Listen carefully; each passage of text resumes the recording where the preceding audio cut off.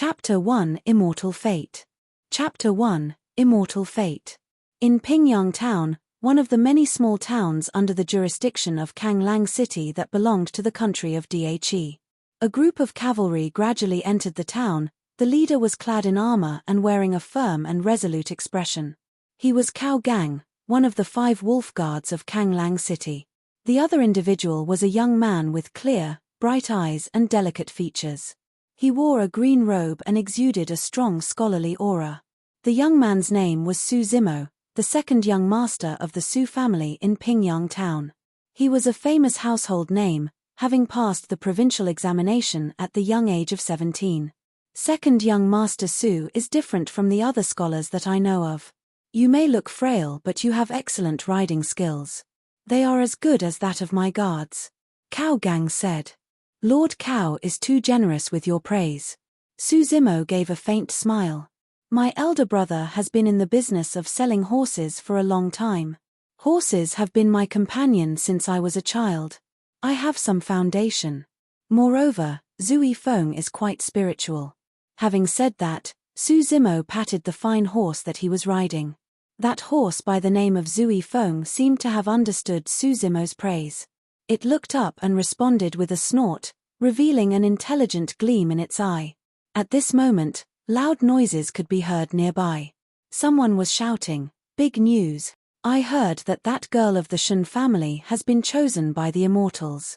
She is going to be accepted into the Immortal sect." The girl in the Shen family? Which Shen family? It's Shen Mengqi. The one who is in marriage talks with second young master Su. The news had spread rapidly. The people in the surrounding area were already beginning to discuss this. Many people were casting peculiar looks at Su Zimo. Immortal? Su Zimo murmured quietly. His knowledge of immortals still remained at those in the illusory legends. Would humans possess the power to summon wind and rain, burn the sky and boil the sea?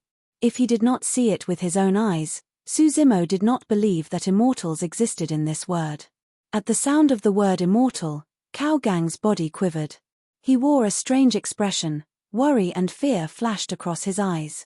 However, Su Zimo did not notice this as he was frowning and deep in his own thoughts. At this very moment, a beam of light suddenly flashed across the sky with lightning speed. Just as it flew across Su Zimo's head, it reversed and stopped in midair. Everyone looked up instinctively. They could see 3 people standing in the air without any form of support. Seemingly, invisible powers were holding on to them. Su Zimo's expression changed slightly. Immortal. Ordinary mortals would neither understand nor come into contact with such skills. The Immortal has made its presence. Immortal, please bestow us your blessings. The impenetrable and dense crowd knelt and kowtowed at the same time. They were muttering prayers, their faces full of fear and reverence. Cao Gang was extremely quick in his movement. He alighted from the horse and knelt on the ground, shouting loudly, "Kanglang City's commoner, Cao Gang, pays respect to the Immortal." Su Zimo was shocked by Gao Gang's action. As one of the 5 wolf guards, Cao Gang had extreme power and authority within hundreds of miles of radius from Kanglang City. Yet, upon seeing the Immortal, he knelt to him without any hesitation. In the blink of an eye, Su Zimo was sticking out like a sore thumb on his horse. He looked extremely eye-catching in the black sea of people who were all kneeling. There was pressure everywhere. Su Zimo was silent for a moment. He leaped down from Zui Feng and looked up. In mid-air, the man in the middle of the trio was dressed in a long turquoise robe. He looked cold and aloof. His pair of long and narrow eyes gazed at the people below his feet, emitting an overbearing aura of arrogance from between his brows. Beside the turquoise-robed man stood a man and a woman, both from Pingyang Town. The man's name was Zhu Dingyun. He was the most infamous rogue in the town who bullied men, ravished women, and carried out all sorts of evildoings. 2 years ago, Su Zimo sent him to prison. Now, that turquoise-robed man had taken him out of prison. Su Zimo frowned slightly. Given Zhu Dingyun's temperament and conduct, he could have a chance to enter the Immortal sect as well. If Zhu Dingyun were to become an Immortal, how many people would suffer as a result? Su Zimo's gaze turned to the young girl standing mid-air. The young girl's name was Shenmengqi. At a prime age of 16, her complexion was fairer than snow and she exuded a natural and gentle charisma. Su Zimo had deciphered Shenmengqi's intent through her eyes. Their once promise had become so vulnerable in the face of the legendary immortal fate. Su Zimo did not expect to see such a scene when the two met again. One was high and mighty in heaven and the other was standing on mortal ground. Shenmengqi was also gazing at Su Zimo, a man that she had once admired so greatly. Once, Su Zimo was invincible in her heart. Enlightened at 3 years old, proficient with the 4 books and 5 classics at 7 years old, passed the college examination at 12 years old and completed the provincial examination at 17 years old. Such a talent was unprecedented in the country of Dhe. He would definitely become a giant among men in the future. Under the intervention of elder young Master Su Zimo had never learned martial arts. Even so, Shenmengqi believed that Su Zimo would also be able to rise in the official rankings if he were to pick up martial arts. However, Shenmengqi discovered that she had been wrong. Su Zimo's achievements ultimately belonged to the mortal world. It was not worth a mention in the eyes of the immortals. It was just an opportunity and she was already qualified to look down on Su Zimo. "Mortal, why aren't you kneeling?" All of a sudden, the sound of this interrogation exploded by Su Zimo's ears like thunder striking across the ground. Dizzy and numb, he almost fell to the ground. He did not mind kneeling to the legendary immortal. However, the attitude of the turquoise-robed man was too much like that of a bully. It triggered feelings of injustice in Su Zimo's heart. These feelings of injustice arose from the resoluteness in Shenmengqi's eyes, the doubts on the immortal's criteria on choosing disciples and his own pride. Su Zimo took a deep breath and suppressed the annoyance in his heart. He said loudly, "I have received scholarly honors all my life. I can even choose not to kneel to the ruler of Dhe. Why do I have to kneel to you? The more you wanted me to kneel, the more I refused to." The so-called scholarly honors were of course Su Zimo's excuses.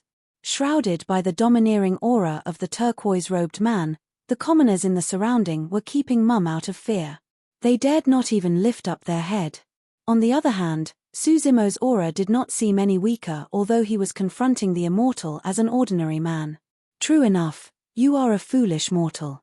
The corners of the turquoise-robed man's mouth curled up slightly. His gaze was cold and aloof as he said calmly, "Since that is the case, from today onwards, your scholarly honors will be written off." His tone was monotonous but there was no doubt about it. The turquoise-robed man continued to say, "Whichever state that dares to accept this individual as an official will be declaring themselves as an enemy of Iridescent Cloud's palace and me, perfected Kang Lang." At the sound of the few words Iridescent Cloud's palace and perfected Kang Lang, Cao Gang, who had been kneeling, was dumbstruck. He quickly said in a quivering voice, "Perfected, be rest assured.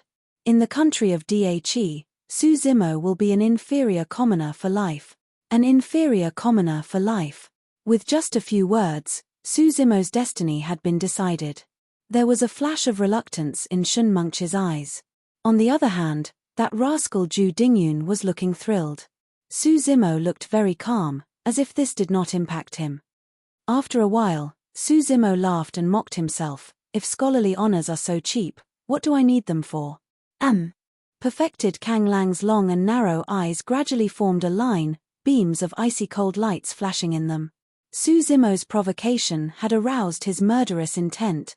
At this moment, Zui Feng, who was standing beside Su Zimo, suddenly became agitated and uneasy. His hooves rubbed against the ground and he neighed continuously. Su Zimo was expressionless but his heart jumped. Zui Feng had also behaved in this way during the few occasions that he had encountered danger in the past. "It is actually a spiritual beast. Hump, how dare he cause a ruckus in front of me?" Perfected Kang Lang gave a faint yell. He stretched out his index finger and pointed it at Zui Feng lightly. There was no time to react. A flash of red light had already entered Zui Feng's body. Under the gaze of everyone, a gush of scorching flames surged out from within Zui Feng's body and engulfed Zui Feng in a matter of moments. Swoosh! This flame was strong and was actually going to engulf Su Zimo too. Su Zimo was not as weak as the typical scholar. However, He had never seen such eccentric methods. He was completely stunned and stood rooted to the ground. With Su Zimo almost engulfed by the flames, Zui Feng neighed sorrowfully and galloped away madly. Petrified, the crowd fled in all directions.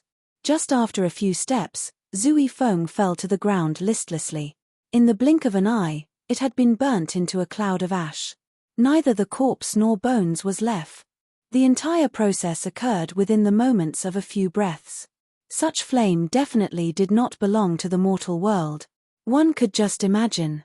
If Zui Feng had not galloped away in time and Su Zimo were to catch onto any of the flame, his life would definitely not be spared.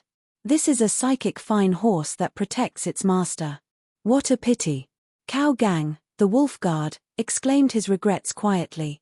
There was a gentle breeze. Zui Feng's ash was floating in the air and did not dissipate for a long time. It seemed to be saying goodbye to its master. Su Zimo looked at the other party dazedly, tears welling up in his eyes. His lost and distracted demeanor made one's heart ache for him. Perfected Kang Lang did not manage to kill Su Zimo on this occasion. There was a flicker of coldness in his eyes. He was having murderous intent again. Master, forget it. He is just a mortal.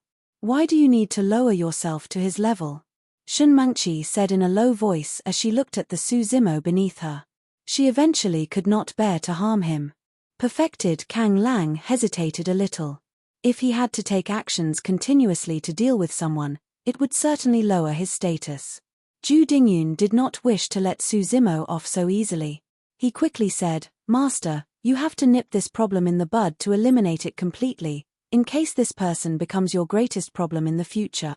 Perfected Kang Lang was initially undecided. Upon hearing Zhu Dingyun's words, feelings of arrogance rose in his heart.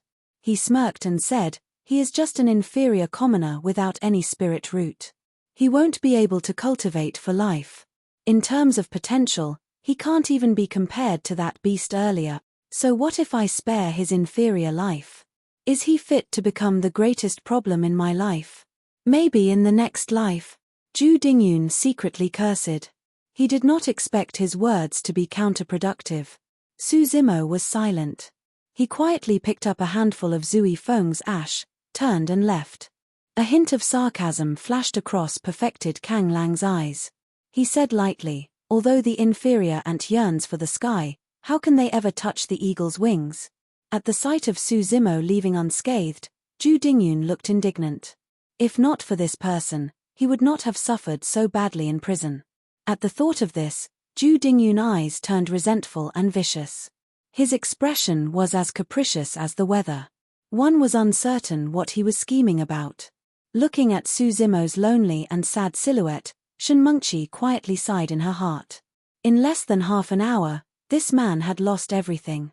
Perhaps he was only left with that pitiful pride. However, what was the use of that? Sigh, second young Master Su had lost his honors and became an inferior commoner.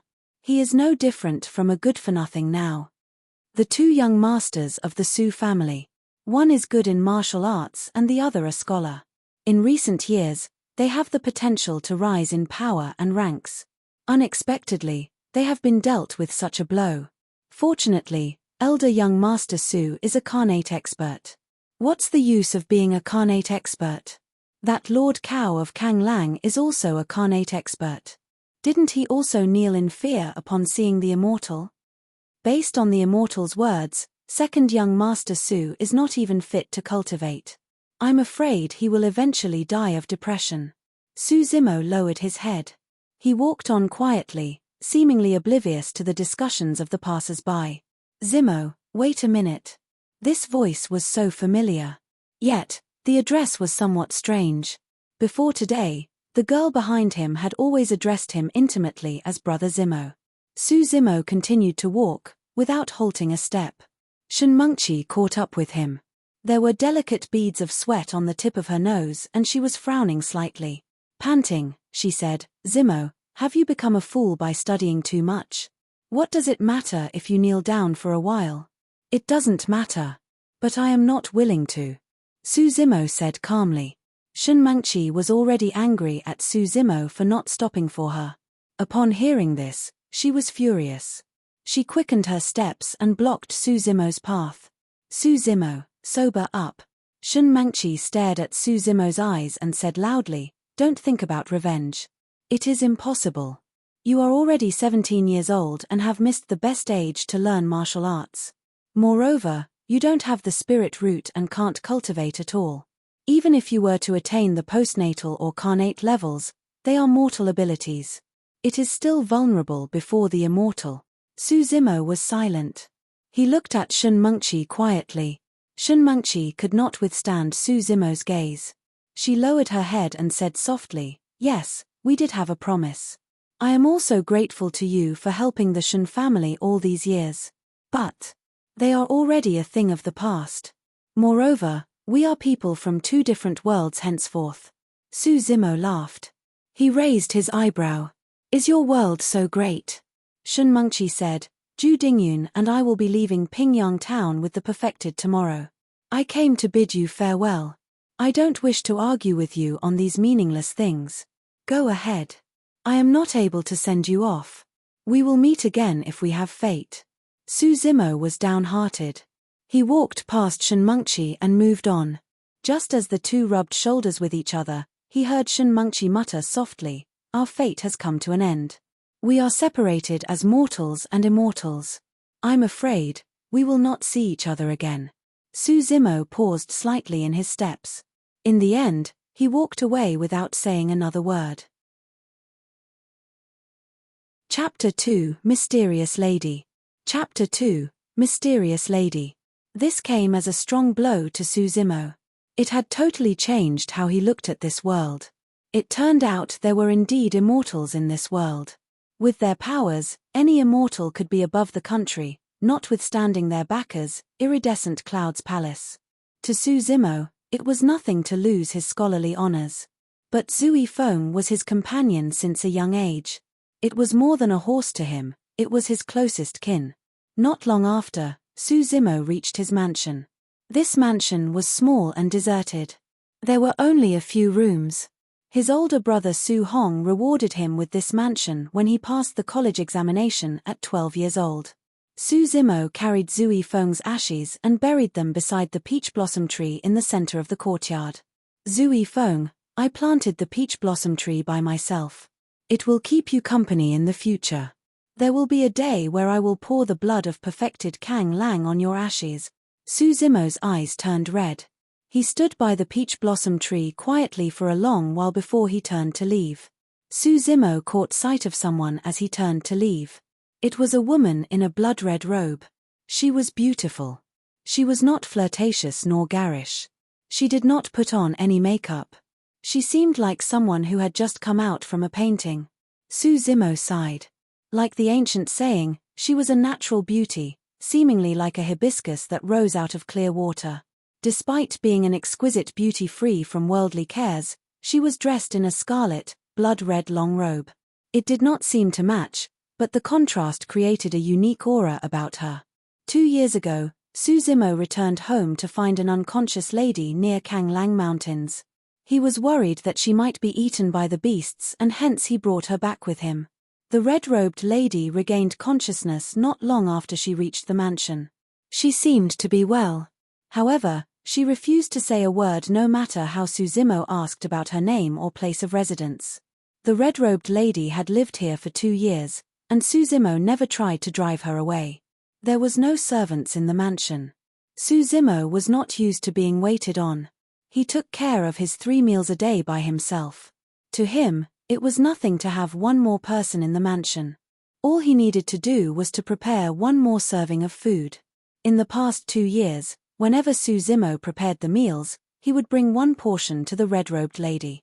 He would put the food outside her room, knock on the door and leave.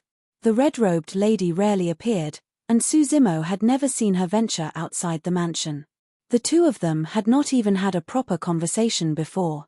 The Su family and Pingyang town did not know of her existence. The lady's name was Dai Yu. She was reclusive and was a person of few words. That was all that Su Zimo knew about her. Su Zimo had no idea since when Dai Yu stood behind him. However, it seemed strange in the way Dai Yu looked at him today. He could not put it into words. Su Zimo nodded towards her and went back to his room. Both of them had already become used to this form of greeting in the past 2 years. Besides, Su Zimo knew that even if he spoke to her, Dai Yu would ignore him.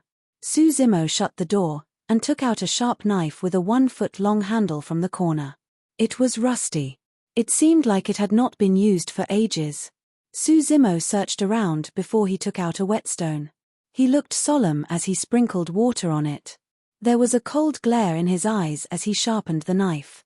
After a short while, Su Zimo seemed to think of something. He pushed the door open and looked at Dai Yu, who was at the courtyard. "Miss Dai Yu, have an early rest today. You must not come out of your room if you hear any sounds tonight." Dai Yu made no comments. She remained cold and aloof. Su Zimo could not help but have a strange notion inside his head. Dai Yu, who was right in front of him, resembled an immortal in terms of her temperament and the way she conducted herself. She was graceful and beyond worldly cares, indifferent to everything around her. A true immortal would never get angry and injure people just because a mortal refused to kneel down before him. Of course, this was just his thoughts. Su Zimo did not think too much about it. Su Zimo carried a jar of wine from the cellar in the courtyard. He dusted the mud off and deliberately spilled some strong wine on the way back to his room. Upon reaching the door, Su Zimo let go of the jar of wine and it shattered onto the floor. The wine was spilled all over the floor, giving off a strong smell. Dai Yu witnessed the entire scene. There was a vague smile in the corner of her lips. Su Zimo went into the room but did not shut the door tightly, leaving it unlatched. Su Zimo went to the corner and continued to sharpen the knife. It was destined to be chaotic tonight. Su Zimo waited. He was waiting for a person. The dark night had come. A sneaky figure trailed along the wall and slipped into Su Zimo's mansion. He made quite a large commotion when he landed on the floor. The dark figure rushed to the corner agilely. The dark figure waited for a while in the corner. The courtyard seemed quiet and there was not the slightest abnormality. The dark figure finally stood up and took out a dagger from his waist. The cold dagger glittered in the dark. Through the glitter of the dagger, one could vaguely tell that it was Zhu Dingyun who joined the Immortal sect together with Shen Mengqi. Zhu Dingyun was one who sought revenge over the smallest grievance. Initially, he was wary of the Su family and Su Zimo, who had scholarly honors. Now that Su Zimo was reduced to an inferior commoner, while he had joined the Immortal sect, soaring to new heights, he would not let Su Zimo go easily. Besides, he would kill Su Zimo without anyone knowing tonight and leave Pingyang town with perfected Kang Lang tomorrow. Even if the Su family realized the murder, they would not dare to make trouble, otherwise perfected Kang Lang might exterminate their entire family when angered. Zhu Dingyun was not highly skilled except that he was strong and had physical strength. He believed that it would be easy to take down a frail scholar. He treaded carefully and smelled the fragrance of strong wine. He swept his gaze across the courtyard and noticed that there was a broken jar of wine in front of one of the rooms. "Ha ha!" Zhu Dingyun felt reassured. He grinned. "Indeed, you have not suffered any setbacks before and decided to drown one's sorrows in wine. You must be dead drunk now. It is just nice. I will cut off the tendons of your hands and legs and take the time to torture you." Zhu Dingyun swaggered to the door of the room. The room was unlatched. He peeped through the door and saw that there seemed to be a person lying on the bed. But the light was weak, therefore he could not see clearly. Zhu Dingyun did not stop to think but pushed the door open with a menacing look on his face, dashing into the room. There was an even stronger smell of wine in the room. Zhu Dingyun frowned and walked stealthily toward the bed. When he was about to reach the bed, a shadow came out from behind the door like a ghost. Suddenly, there was a cold light in the dark. Zhu Dingyun had yet to react and he could feel a cool touch to his neck. It was prickly and there was a cold voice next to his ears. "Move and I'll kill you." Zhu Dingyun felt a chill on his back. He had goosebumps all over his body. He might be physically strong, but Zhu Dingyun was unable to exert any strength. He knew very well that the thing that was on his neck was a sharp weapon, which could easily pierce through his throat. Who are you?" Zhu Dingyun panicked, feeling as if his throat had been punctured, and warm liquid flowed down from his neck to his chest. The feeling was terrifying. It was as if his life was draining bit by bit, but there was nothing he could do. All of a sudden, someone pulled Ju Dingyun's hair by force and jerked him to the back. There was a tearing pain in his scalp. It felt as if it was close to being torn off from his head. Ah! Ju Dingyun screamed in pain. Ju Dingyun's legs went limp and he fell to his knees at the severe pain and life-threatening knife at his neck. Ju Dingyun never felt so close to death. Take a look at who I am. The person behind him spoke up again. It was cold and eerie, as if the person was a ghost from hell, seeking his life. Ju Dingyun threw his head back in an odd posture, widening his eyes to look upward.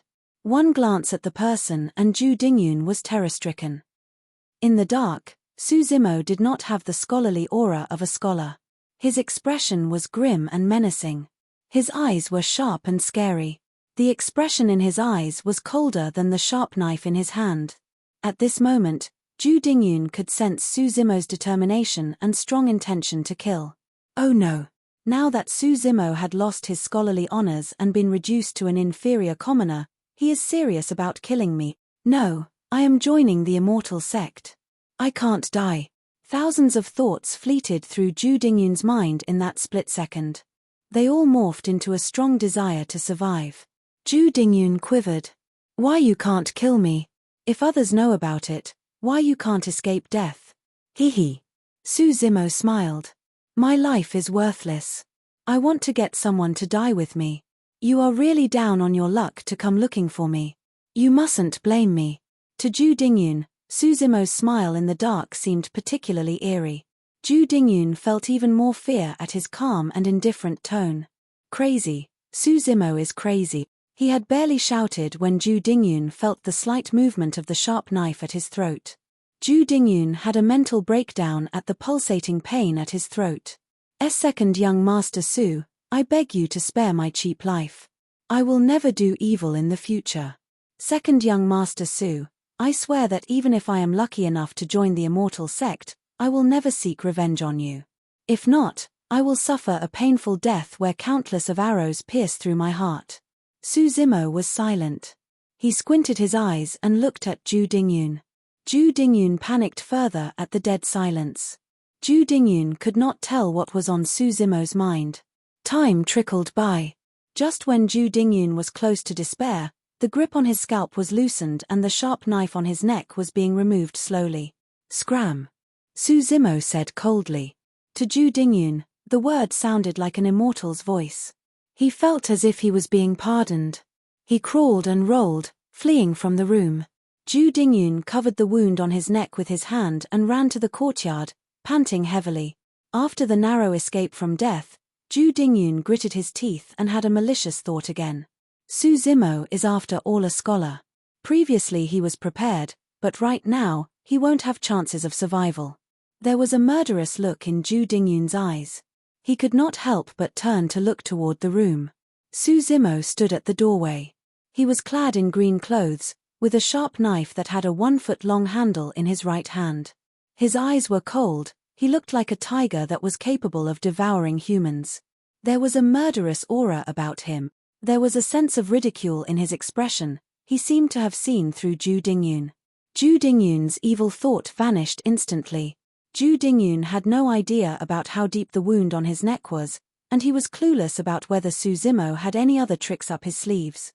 No matter what, he would not take the risk again. Revenge is a dish best served cold. With that, Ju Dingyun fled the mansion hurriedly. Chapter 3 Supreme Demon Classic. Chapter 3 Supreme Demon Classic. Su Zimo waited till Ju Dingyun had long left before he let out a long breath, his face looking pale. The encounter was brief but dangerous. But luckily, it was as what he had predicted. Su Zimo took note of a piece of information during the conversation with Shen Mengqi. She and Ju Dingyun would leave Pingyang town with perfected Kang Lang tomorrow. Su Zimo expected that Ju Dingyun would definitely seek revenge tonight. Su Zimo had thought of seeking help from the Su family. But in this way, other than implicating the Su family, it would not change the outcome in any way. This was because Ju Dingyun could not be killed. He was no longer the ruffian he used to be. Instead, He was about to join the Immortal sect. If he died, perfected Kang Lang would definitely come looking for him. By then, who would be able to stop him? Su Zimo had never killed anyone before. But when the knife touched Zhu Dingyun's throat, he was not the least nervous, scared or frightened. Instead, he was slightly excited and eager to try. He did not give a damn as to what would happen tomorrow. The sky might collapse or the ground might sink. He would be able to relieve his pent-up frustrations if he killed the bully. That would be so cool. Su Zimo indeed had the murderous intent and aura. He did not disguise it. He almost could not control himself and wanted to stab him with the knife.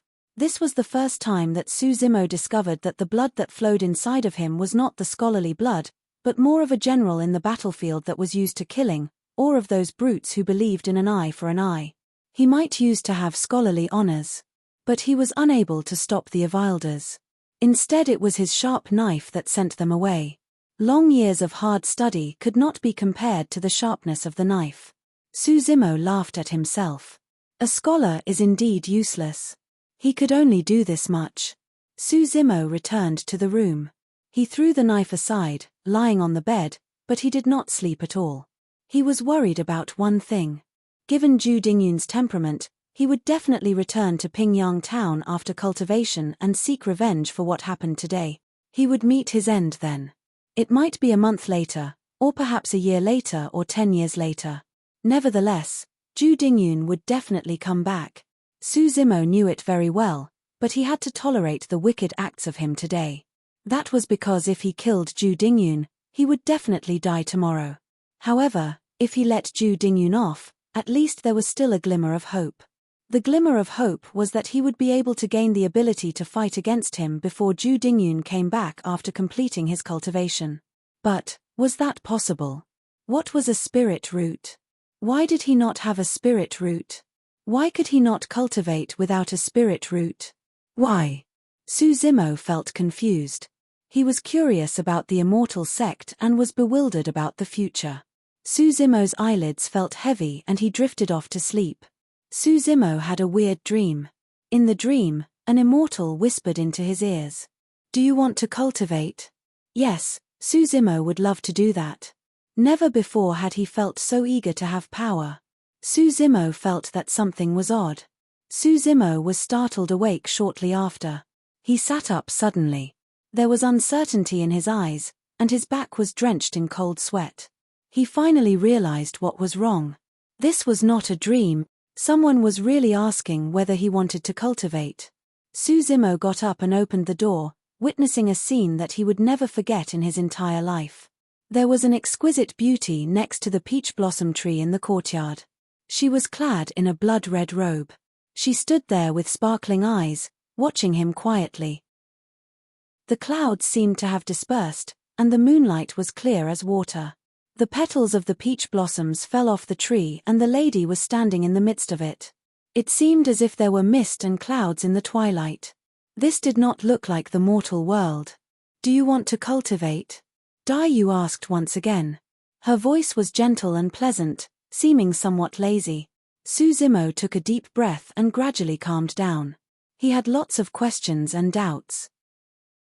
But he only managed to utter a single word. "Yes." "Well, I'll teach you." Dai Yu replied casually. It was as if teaching Su Zimo was a simple chore like eating or dressing. Su Zimo walked down the stone steps and stopped in front of Dai Yu. He gazed into her clear, watery eyes. Dai Yu was gazing at him as well. After a while, Su Zimo realized that the lady in front of him was like a mystery. He could not see through her at all. On the contrary, Su Zimo felt as if he was seen through by Dai Yu, and he could not hide any secrets from her. For a moment, Su Zimo had a flickering thought that Dai Yu knew everything that happened to him today. She knew everything that he was thinking about. "I have no spirit root." Su Zimo took a while before he said. "There is a cultivation technique that does not require spirit root." "What cultivation technique is that?" Su Zimo asked automatically. "The cultivation technique of the demon clan." Dai Yu widened her eyes and there was a special aura about her. Su Zimo's countenance changed and he could not help but retreat half a step. Even though he knew nothing about cultivation, Suzimo knew that human beings and demons belonged to different paths. According to legends, there were many cases where fiendish demons harmed human beings. Did he want to cultivate the cultivation technique of the demon clan and to become a fiendish demon who was bent on killing? It did not take long for Suzimo to make up his mind. I'll learn. Suzimo did not know what he would become in the future, but he knew that if he did not make use of this opportunity, soon afterwards, when Zhu Dingyun returned, he would certainly die, not to mention what would happen in the future. Dai Yu was not surprised at all. It seemed she had expected Suzimo would say yes. She continued on. If you want to learn the cultivation technique of the demon clan, you have to agree to 2 conditions. Firstly, don't ask me about my identity or background, I will teach and you will learn. Secondly, you must not tell others of this cultivation technique. Okay. Suzimo nodded. Dai Yu continued on. One more thing, if you want to learn this cultivation technique, you will experience unimaginable dangers. You may lose your life at any time. Do not expect me to save you. Suzimo smiled faintly. Life and death are preordained. If there are any questions, you can go ahead and ask. Dai Yu smiled lightly. This was the first time in 2 years that Suzimo saw a smile on Dai Yu's face. He marveled at her smile and seemed to be lost in it. But Suzimo cleared his thoughts in the blink of an eye and asked in a low voice, "What is the spirit root? What is cultivation? Why did perfected Kang Lang say that I can't cultivate without spirit root?" Cultivation can also be called cultivation or cultivation of Tao.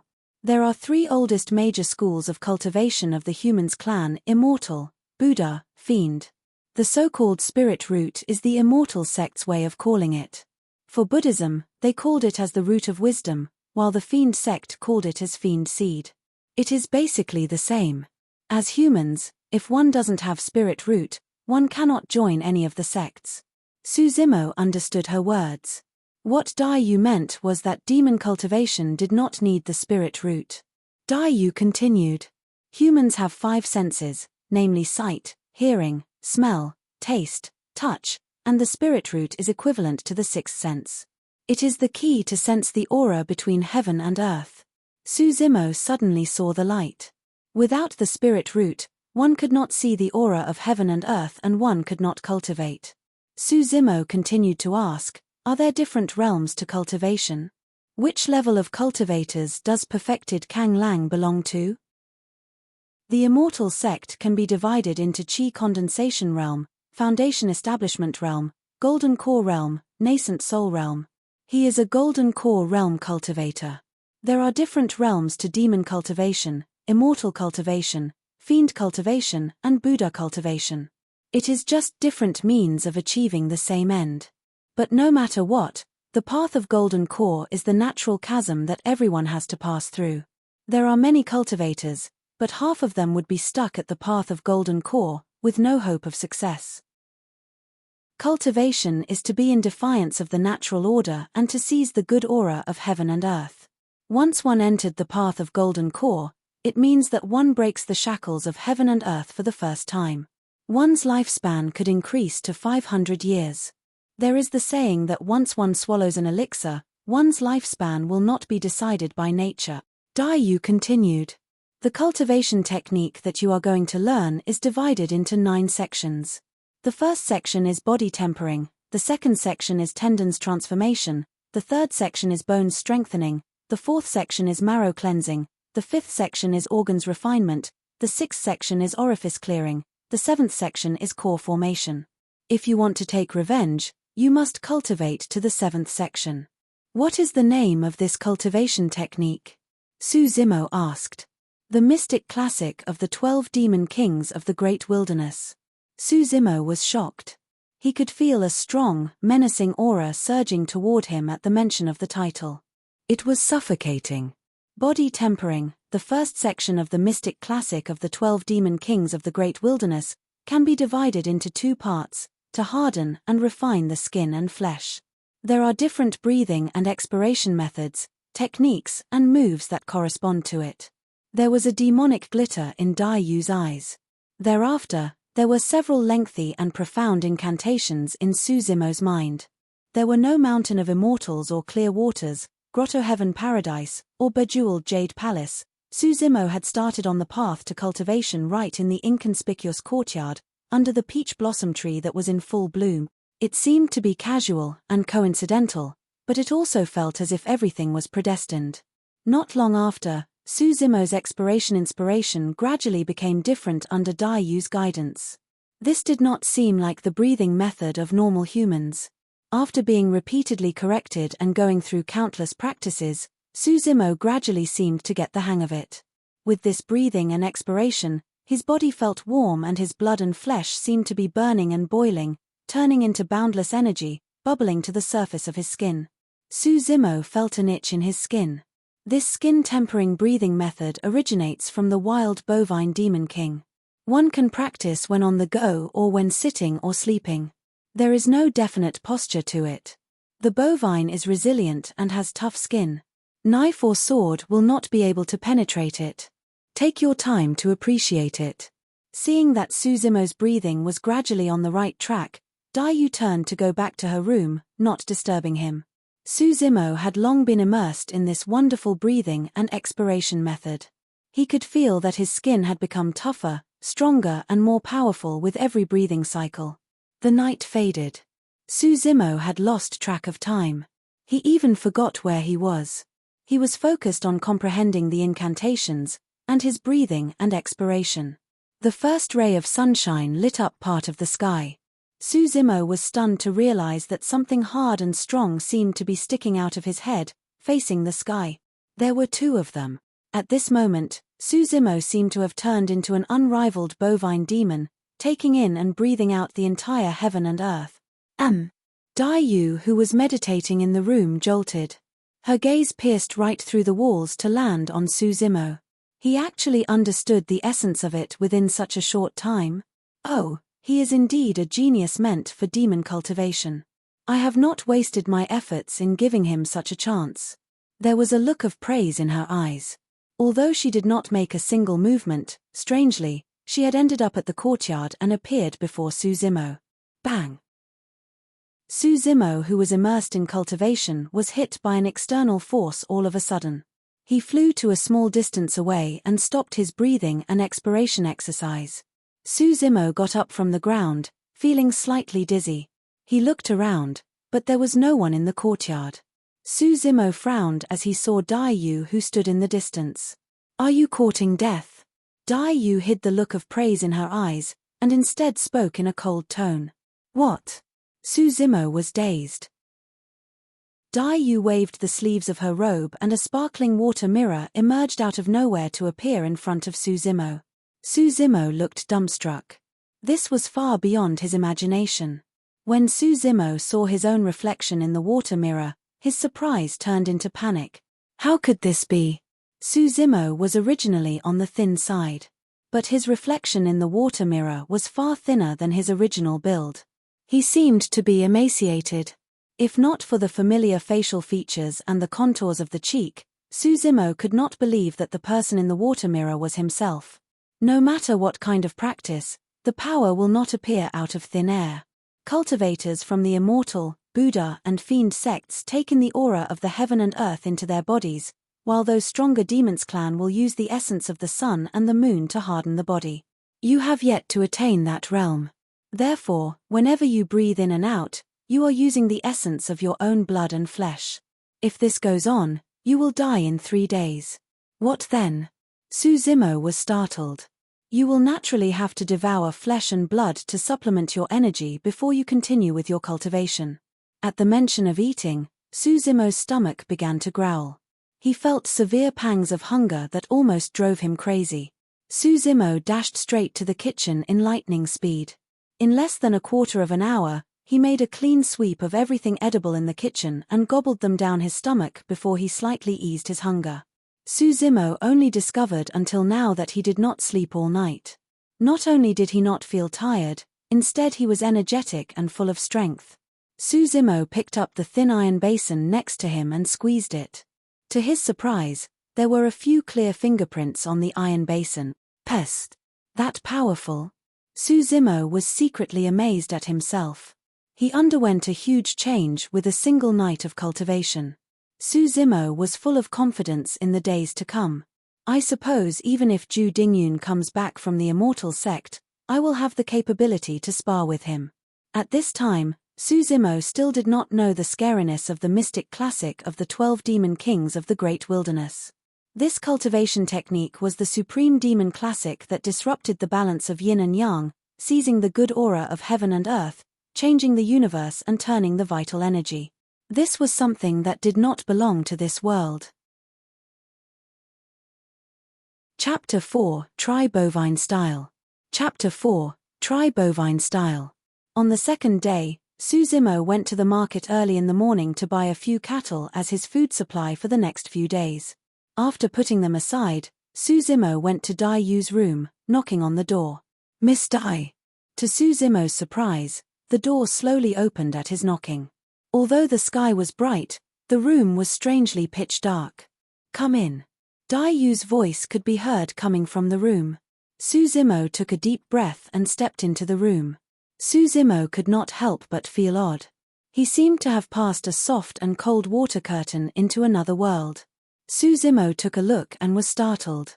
The sight in front of him was no longer Dai Yu's room. Instead, it was much more spacious than his mansion. He stood on a green lawn and there was a wooden barrel that was slightly more than half as high as normal humans. Dai Yu sat slanted on a huge green stone, lazing around. Although she had a large blood-red robe around her, it could not hide her slim and exquisite figure. "This is..." Su Zimo opened his mouth slightly. Dai Yu had shown him a lot of incomprehensible prowess within a day. To him, it was strange and fascinating. "This is to insert the largest thing into the smallest one. You will understand when you reach a certain realm. There is no need to think too much about it right now." Dai Yu replied, leaving no room for doubt. "This is the cultivation field that I have created. You will cultivate here in the future." Dai Yu jumped down lightly from the green stone. "I will teach you 3 more styles. These are called the Tri-Bovine style. Practice it in conjunction with the breathing and expiration method. The first style is Plow Heaven Stride. Although there is only one style, it is ever changing. It is the only way to cultivate one's leg strength." While talking, Dai Yu walked on the grass. Su Zimo widened his eyes and concentrated on what she was doing, staring at every step and movement of Dai Yu, for fear that he would miss the details. After a few steps, Su Zimo vaguely grasped what Dai Yu was talking about. There did not seem to be anything fascinating about her steps. But if he observed carefully, he discovered that Dai Yu seemed to be making her way through muddy water. She drew in her chest slightly and erected the back, bending her knees and lowered her center of gravity. She never let her knees bend past her toes, but her strides were very wide. She seemed to have calculated the distance between each step. It was exactly the same. Dai Yu stopped in her tracks and turned to look at Su Zimo. "Your turn." Su Zimo was not in a hurry to practice. Instead, he stood in place for a long time to ponder before he took the first step. Su Zimo had just taken the first step and he sensed that he had made a mistake.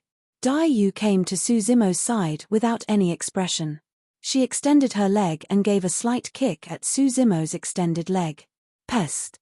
Su Zimo gasped. Dai Yu's kick sent unbearable piercing pain down his thigh. He felt as if someone poked his legs mercilessly with needles. "Hold this position, continue." Dai Yu's indifferent voice could be heard in the room. Su Zimo lowered his head and realized that after being kicked by Dai Yu, the extended leg had a higher resemblance to Plow Heaven Stride. "She is helping to correct me." Su Zimo understood Dai Yu's intentions. Su Zimo pursed his lips and tried to recall the stance of Plow Heaven Stride, making another stride with his left leg. Wrong. The sole of the foot had just touched the ground and Dai Yu's voice could be heard again, followed by a piercing pain on Su Zimo's left leg. Su Zimo automatically corrected his stances under the stimulation of the pain in his leg. Su Zimo took a breather before taking another stride with his right leg. Wrong. He could feel the familiar sting again. Wrong. Stinging pain. He continued to practice and was being corrected over and over again. In the end, Su Zimo could not even feel his legs. It was numb from Dai Yu's constant kicks. Su Zimo clenched his teeth, drenched in perspiration. His only thought was that he had to keep walking. Time passed by without him knowing. Finally, he no longer heard the word wrong being hollered at him. It sounded like a nightmare to him. Su Zimo also realized that he had begun to understand the crux of Plow Heaven Stride. "Don't you remember what I taught you last night?" Su Zimo suddenly saw the light with Dai Yu's reminder. He began to use the breathing and expiration method that he learned yesterday night as he practiced Plow Heaven Stride. At the beginning, Su Zimo could not apply both of them together. He could not breathe properly after making a stride. But with the passage of time, Su Zimo gradually found a way to use the breathing method together with the Plow Heaven Stride. In fact, this breathing method coexisted with the Plow Heaven Stride. Su Zimo went faster and faster, and he no longer felt numbness in his legs. His flesh and blood seemed to be burning, and he had infinite strength in his legs. His strides became wider as well. He did not make any movement, but he was able to move 5 feet wide in a stride. Su Zimo was thrilled to know that he was learning it correctly. But Su Zimo could vaguely feel that his Plow Heaven Stride seemed to be lacking something. Su Zimo automatically looked toward Dai Yu, who sat slanted on the green stone. Dai Yu had a look of disdain on her face, her eyes cynical and morose. Su Zimo thought to himself, "I am very skilled at using the breathing and expiration method with Plow Heaven Stride. Why does she still look down on me?" Su Zimo felt angry, hence he deliberately practiced the Plow Heaven Stride, circling the green stone, moving about in front of Dai Yu. Dai Yu sneered after a short while. "Do you intend to train yourself to become an ox? This stride is meant to plow the heaven, it is not for you to plow the land." Su Zimo was startled. He stopped in his tracks. Dai Yu floated down the green stone and went outside. She said coldly, "When you can understand the profound meaning of Plow Heaven, you will then be able to master the essence of this set of footwork." Su Zimo finally realized what was missing in his Plow Heaven Stride. His every stride was supposed to plow a ravine out of the heaven. How much boldness and vigor would one need to do that? Although he was skilled in this footwork, he lacked the vigor and boldness. Therefore, he could only be reduced to the cattle that plowed the land. Plow Heaven, Plow Heaven. Su Zimo kept pondering over it, and he gradually saw the light. Dai Yu walked out of the room to the courtyard, with a faint smile on her face. Gone was the harsh and cold attitude that she displayed in front of Su Zimo. He could achieve this with 1 day and 1 night of cultivation. "He seems to be slightly better than me back then." The lady's whispers could be faintly heard under the peach blossom tree. But it was gone with the breeze. For a month, Su Zimo spent most of his time practicing Plow Heaven Stride in the cultivation field. He worked hard in grasping the essence of Plow Heaven and had a deeper understanding of the footwork. During this period, Su Zimo occasionally went out to buy some cattle and sheep, and he vaguely heard some news. Success was a relative term. It brought so many relatives. The Shun family in Pingyang Town used to be an ordinary family. But many pugilistic experts worked for the Shun family during this period of time. In the eyes of all, it was inevitable that the Shun family would rise to success. As long as Shun Mengqi succeeded in her cultivation, even if she made a one-time visit to her family, it was enough to bring success to the Shun family for generations. The pugilistic experts might even have the chance to join the Immortal sect. They would not mind even if it was as their servants. On the contrary, the Su family had been in constant trouble lately. There were originally 3 large families, namely the Zhao family, the Li family and the Yang family in Pingyang Town. Su family rose to success in recent years. Furthermore, Su Hong was a Khanate expert, and Su Zimo had scholarly honors. Therefore, the 4 families had been living in harmony. And now, Su Zimo's scholarly honors had been written off and he had been reduced to an inferior commoner. He also offended an immortal. The 3 families got restless and could not wait to take over the Su family's business in Pingyang Town, and there had been several conflicts and clashes between them. However, Su Zimo did not take these to heart. There was Uncle Zheng to take charge in the Su family, as well as Liu Yu and other postnatal experts to help out. The most important thing was that his older brother was not at Pingyang Town now.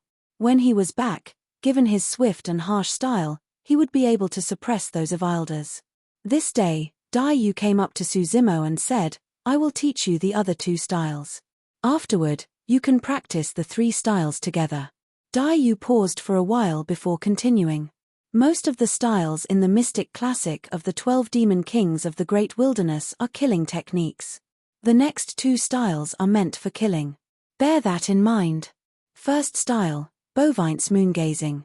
Dai Yu took a step forward, that was the stance of plow heaven stride. She then leaned forward, her arms suddenly outstretched from the abdomen. She clenched her fists, with her index finger slightly raised. She dabbed her finger and shifted slightly upward. At this moment, Dai Yu seemed to have disappeared right in front of Suzimo. In replacement was a domineering bovine demon with its horns upraised. Dai Yu's arms were the horns. The clenched fists with the raised joint of her index finger was the pointed part of the horn. Plow heaven stride is the foundation for Bovine's moongazing. Get into the plow heaven stride stance, and exert force at the waist and abdomen, in the meantime throw out your fists. You must be able to charge toward the top as well as to do an upward thrust. Dai Yu explained in detail while Suzimo listened attentively. Even so, when Suzimo really practiced it, it was still inevitable that he suffered kicks from making mistakes. Dai Yu stood by the side with a cold face. She would give him a kick whenever there was the slightest mistake. In the blink of an eye, a day had passed. Suzimo was starving. He rushed to slaughter a cow. He prepared a wok and began to boil a pot of delicious beef. While waiting, Dai Yu picked up the cow tongue that Suzimo threw aside saying, "Take the knife to stab at me." "Ah!" Suzimo was startled. He did not understand Dai Yu's intention. Dai Yu replied, "I will teach you the 3rd style. There is no way to show you how to do it. You will have to appreciate and understand the moment of change by yourself." Suzimo knew that given Dai Yu's abilities, even if he exerted all his force, he would not hurt her. Suzimo gripped the knife and made a stab toward Dai Yu's shoulder, while concentrating on watching her movements. Dai Yu looked aloof. She raised the smooth and tender cow tongue and tapped it gently on the knife. Pa! There was a brittle sound, leaving Suzimo gaping in shock. The cow tongue was intact, while Suzimo was only left with a handle of the knife in his hands. The blade had shattered into pieces onto the ground. Suzimo slaughtered the cow by himself. He knew that the cow tongue was just an ordinary tongue. It could never withstand the blow from the sharp knife. Moreover, Suzimo could not tell that Dai Yu had exerted any force just now. Otherwise, he would not be holding on to the handle. It would have flown out of his hands. This was just an ordinary cow tongue, but it shattered the sharp knife into pieces. If the cow tongue tapped on a man instead of a knife, would the person turn into powder? The 3rd style is called bovine-tongued saber. It may sound ordinary, but it represents the essence of this style. Dai Yu continued, "You once asked me when would you know that you have made initial success at cultivating skin tempering? Let me tell you now. When your palm has the same force as this cow tongue, you will be considered as having initial success at it." Chapter 5, Su Family's Misfortune. Chapter 5, Su Family's Misfortune. Suzimo often heard from other people that time passed by very fast when one cultivated. After he started cultivation, he finally realized what it meant. To his surprise, Suzimo had spent 3 months in the cultivation field, and his body had undergone a total transformation. Others might not sense the change in Suzimo, but he knew it very well. During this time, he was already skilled in using the 2 styles, plow heaven stride and bovine's moongazing. Coupled with the breathing and expiration method, Suzimo's skin had toughened and was impenetrable to ordinary swords and knife. He felt immense strength in his every movement. The only thing that Suzimo was distressed about was the bovine-tongued saber. He could not get the gist of it. At the cultivation field, Suzimo took a deep breath, drew in his chest slightly and straightened his back. He took a step forward with his left foot, getting into the stance of plow heaven stride. Originally, when Suzimo stood there without moving, he looked like a frail scholar. But when he took a step forward, there was a drastic change in his aura. It was as if he had the whole sky under his foot. At the same time, Su Zimo exerted force at his waist and abdomen, punching his fists forward, pointing and thrusting upward. He seemed to let out a mooing sound similar to bovines. It was deep and powerful, startling other people. When executing plow heaven stride and bovines moongazing, it was natural and unforced. Coupled with the breathing and expiration method, it made them even more powerful. Dai Yu, who sat on the green stone, saw this scene and nodded secretly. After executing bovines moongazing, Su Zimo continued by opening his fists and giving a harsh slap. The third style, bovine-tongued saber, pa. The palm made a loud cracking sound in the air. Su Zimo sighed, shaking his head. There was still something off about it. The palm looked strong, but he was unable to execute the flexibility of bovine-tongued saber. Dai Yu shifted her gaze elsewhere. It had only been 3 months, but Su Zimo was able to achieve this level. It had already exceeded her expectations. Bovine-tongued saber was the most difficult and most powerful style among the tri-bovine style. It was useless to keep practicing. One would never comprehend the essence of it. One needed to have the power of understanding in order to grasp its essence. Otherwise, notwithstanding 3 months, one might not be able to succeed for 3 years or 30 years. Su Zimo felt frustrated after constantly failing at this style. He left the cultivation field and took a stroll in the courtyard, looking around. Inadvertently, Su Zimo's gaze fell on the cow that was chewing on the grass not far away, and he stopped suddenly. It was the most common cow in the market. It was used by the farmers to plow the fields. It chewed the grass in its mouth and swallowed them into its belly. It then lowered its head, sticking out its tongue to sweep over a handful of tender grass, rolled them about and took them into its mouth. Su Zimo's eyes lit up and he suddenly saw the light. The tender grasses were the most common couch grass. Its leaves were thin and slender, and they had serrated edges. When Su Zimo was a child, he was scratched by the leaves accidentally. The cow tongue was so tender, but it had no fear of these couch grasses. The palm was the cow tongue, while the blade was the couch grass. This was the essence of bovine-tongued saber. Su Zimo was exhilarated. The scene where the cow ate the grasses kept coming up in his mind. He tried to comprehend the changes in that instant and thought it over and over in his mind, and began to practice automatically. I heard that the Su family had suffered a misfortune. It was said that the Su family's restaurant was being smashed. I don't think it can open for business.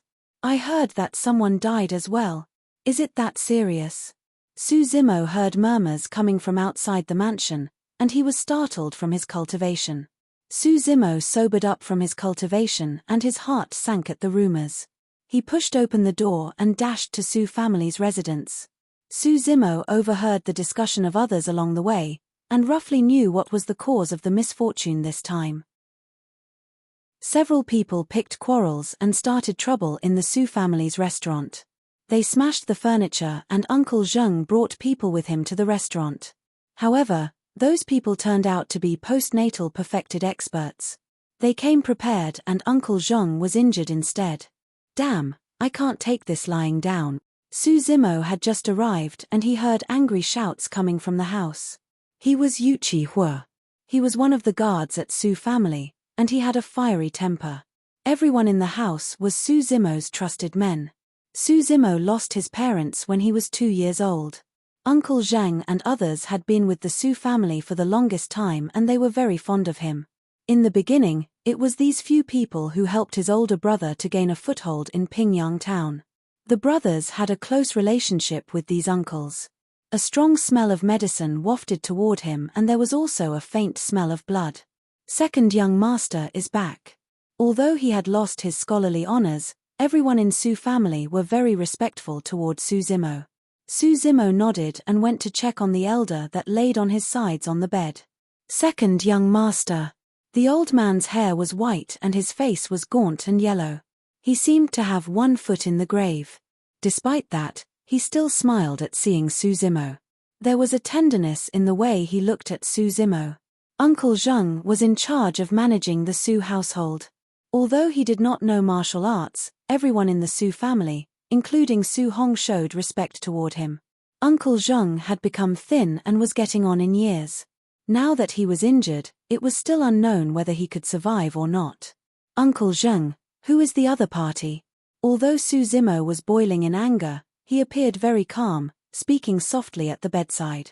Who else could it be? It must be the grandchildren of the three families, Zhao family, Li family, and Yang family. Yu Qihua shouted in anger. It's not that simple. The man who spoke up was over 40 years old. He looked calm and composed. He was the leader of the Su family guards. Uncle Liu, what do you mean? Su Zimo asked. Liu Yu looked at Su Zimo, swallowing back the words on the tip of his tongue. Yu Qihua could not contain his anger. He hollered. Liu Yu, why are you being wishy-washy? Don't you know the seriousness of the situation? Mr. Zheng was wounded by them, and old Guan had suffered a terrible death. If those young lads under you were not smart, and broke out of the siege, Mr. Zheng would have died. Those people wanted us dead. Uncle Guan is dead. Su Zimo's heart ached at the news. When he was a child, Su Zimo often rode on Uncle Guan's shoulder, grabbing and clutching his hair. But no matter how much Su Zimo fooled around, Uncle Guan would never get angry at him. He would laugh it off and play with him. Su Zimo spoke through gritted teeth. Won't the authorities step in? The authorities will be in charge of the affairs of the civilians. This is the conflict between several family clans. They would try all means to avoid it. Besides, whatever that is in the pugilistic society will be settled in the pugilistic way. Liu Yu shook his head. Su Zimo's voice sank. Uncle Liu, what is going on? Liu Yu gave a slight sigh. My guards followed those people and saw them entering Shen family's residence. The people from Shen family are such ungrateful scumbags. Yu Qihua smashed the table next to him with his fist, breathing angrily. Due to the relationship between Su Zimo and Shen Mengqi, the Su family rendered a lot of help to Shen family these past few years. Now that Shen Mengqi joined the Immortal sect and skyrocketed to a top position, the Shen family turned to target the Su family. Liu Yu continued. I have done some investigations. The Shen family has been preparing to open a restaurant these days. Our restaurant is in their way. Su Zimo was expressionless as he listened to Liu Yu's analysis quietly. Ahem. Uncle Zheng coughed, panting slightly. Although the Shen family is the one who started it, the three families might have been adding momentum to it. This is the end of the matter. We shall wait until the young master is back. Do we just put up with it? Yu Qihua gritted his teeth. Liu Yu sighed. Let's endure it for now. The fact that the Shen family has risen through the ranks within such a short period of time, I suspect that Khanate experts might be working with them. If we go to them without any plan, we might suffer even more casualties. When will young master return? I don't know, but I guess he will be back soon. Su Zimo suddenly said, Uncle Zheng, have a good rest, I will go out to take a breather. That said, Su Zimo turned and left. 3 months ago, Su Zimo's scholarly honors were written off and Shen Mengqi left the town. Zui Feng was also dead. Su Zimo had been suppressing his anger and frustration at all that had happened. That was why he almost gave in to his urge to kill the ruffian with one stab that night. During this time, under Dai Yu's guidance, Su Zimo had been working hard on his cultivation. But in fact, he had never forgotten his grievances and he still could not take it lying down. Now that the Su family suffered this misfortune, Uncle Zheng was seriously injured and Uncle Guan died a terrible death, all these events further sparked the anger in Su Zimo's heart. Su Zimo left the Su family's residence. This was his only thought in mind, those people had gone too far in bullying them. Su Zimo had some vague idea of the differences between carnate and postnatal in the pugilistic society. Postnatal and carnate were divided into early stage, mid-stage, late stage and perfected. His older brother, Su Hong, was an early stage carnate expert. Su Zimo had no idea which stage he belonged to. He was clueless as to which expert and from which stage could he handle. In Su Zimo's opinion, he had only cultivated for 3 months, he would not be able to defeat others who had cultivated for more than 10 years. Despite that, Su Zimo had to demand an explanation from the Shen family. After all, he had spent more than 10 years studying. He believed that everything must be based on reasons. The Shun family had to give him an explanation. Shortly after, Su Zimo reached the Shun family's residence. In just 3 months, the Shun family had undergone tremendous changes, changing from an ordinary family to the prestigious Shun family now. On the 2 sides of the vermilion red door stood 2 majestic stone lions. If Su Zimo did not remember its location by heart, he would never believe that this was Shunmunch's house. Su Zimo walked up the stairs. He did not bother to knock, but pushed the door open. At this moment, many people were gathered at Shun family's residence. They were happily drinking, laughing and chatting with each other. Now that Su Zimo suddenly barged into the residence, the crowd in the courtyard slowly dispersed. Many of them stopped whatever they were doing, staring at Su Zimo with a grim expression on their faces. These people seemed wild and uncultivated, looking ferocious. Their cold and flashing weapons were placed by the side. One of them had sharp eyes and recognized Su Zimo, speaking in a peculiar tone. "Oh, isn't this second young Master Su, the successful candidate in the Imperial Provincial Examination in country of Dhe? Why do you have the time to grace Shun family's residence? Haha, you must not have known." Second young Master Su's scholarly honors had been written off. Right now, he is a big idler. The ruffians of the pugilistic society ridiculed Su Zimo one after another.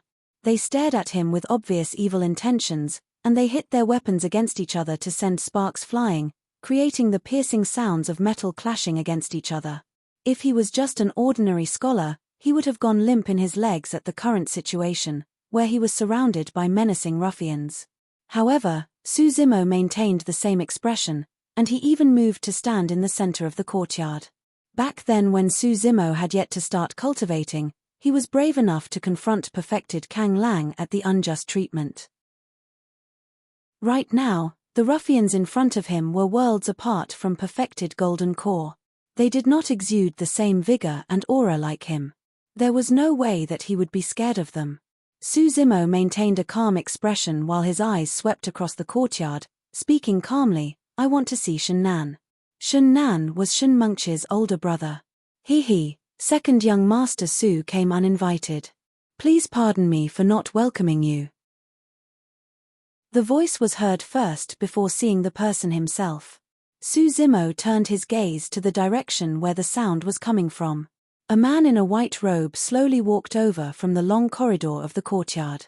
He was all smiles, but he did not make any effort to conceal the mockery in his eyes.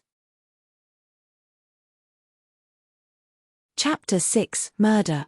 Chapter 6, Murder. Shun Nan wore a white brocade robe, with a jade hanging at the waist. He seemed like a rich man's son.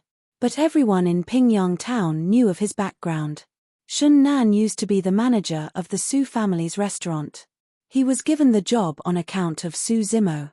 Shun Nan took a cup of wine next to him and walked up to stand in front of Su Zimo, passing the cup of wine to him, putting on a fake smile.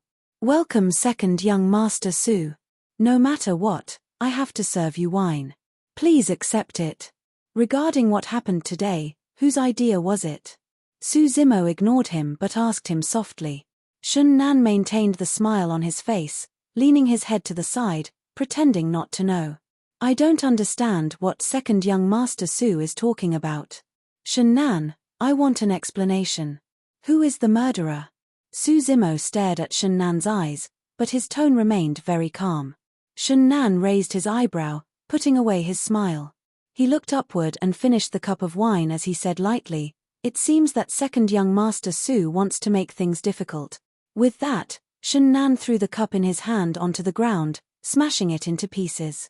All the ruffians in the courtyard stood up at the sound, unsheathing their weapons from their scabbards. All of them looked menacing and eager to fight.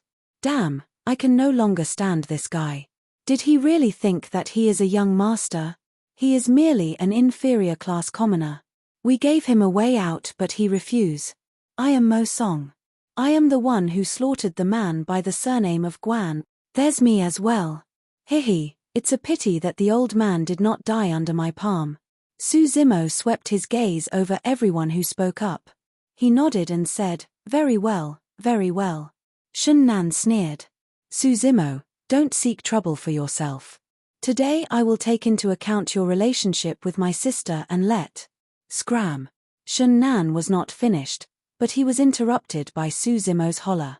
Everyone in the courtyard found it weird and unbelievable. Shun Nan looked ferocious as he said coldly, "How dare you scold me?" Su Zimo glared at him. Shun Nan was taken aback by his sharp gaze. He had yet to recover and Su Zimo made his move. Su Zimo did not make any other movement. He stretched his palms and slapped Shun Nan on the face. Pa. After being slapped by Su Zimo, Shun Nan was sent 10 feet away under the watchful eyes of everyone. Shun Nan had been practicing martial arts for the past 3 months and he had made huge improvements, achieving the postnatal early stage. He could not imagine that he would fly away after being slapped by Su Zimo. The other party was not being swift in his attack. Why could he not react in time? In the eyes of the ruffians, they had different views to Su Zimo's attack. No ordinary man would be able to send people 10 feet away with the strength of the palm. But everyone present survived through battles and fights. Many of them were postnatal experts. Mo Song and several others were postnatal perfected. They thought nothing of Su Zimo. "Kill him for me." Shun Nan's cheek was swollen and there was blood at the corner of his lips. He laid on the ground and hollered as he pointed his finger at Su Zimo. Without waiting for Shun Nan's orders, Mo Song already led a group of men to slash at Su Zimo. They attacked him from all sides. It was frightening. Although Su Zimo had been cultivating for 3 months, he only knew 3 styles and he had never engaged in a fight with others. Su Zimo felt a slight panic at the current situation. He automatically used Plow Heaven Stride and charged toward Mo Song. Swish. Su Zimo took 2 steps forward, covering a distance of more than 10 feet. His speed was alarming and he managed to escape from most of the attacks directed at him. The rest of the people seemed to have blurred vision. A shadow flashed past them and their knives and swords missed the target. No. Mo Song's eyelids kept twitching. His countenance changed. The other people could not tell, but Mo Song, who was at the front, shivered at the monstrous force that was directed at him when Su Zimo took 2 steps forward. Su Zimo was no longer a feeble scholar. He was obviously a ferocious beast that devoured humans. Mo Song had yet to recover from his shock and therefore he was slow to react. By then, Su Zimo had already reached Mo Song's side. He stretched his arms from under his abdomen, clenching his fists with the joint of his index finger slightly raised, thrusting and pushing forward. Su Zimo was very familiar with these series of movements. He would be able to execute it with precision even when he shut his eyes. And right now, Su Zimo directed all his pent-up frustrations in the past 3 months in his attack. Poof! Everyone turned silent. Mo Song had an odd expression on his face. He lowered his head slowly and realized there were 2 bloody hollows as huge as bowls in his chest. 2 muscular arms were protruding from the hollows. The blood was gone from Mo Song's face. He slanted his head and died on the spot. In the eyes of the other people, the 2 sides had only sparred with each other for a single round. Mo Song had yet to land his saber on Su Zimo, and the latter had already driven his arms into Mo Song's chest. 2 bloody fists were seen protruding from the back of Mo Song's chest. It was a terrifying sight. Although the ruffians of the pugilistic society had been through many fights, they could not imagine the scene that they had just witnessed. How could a fist drive a hole through blood and flesh? A postnatal perfected expert was taken down by a frail scholar.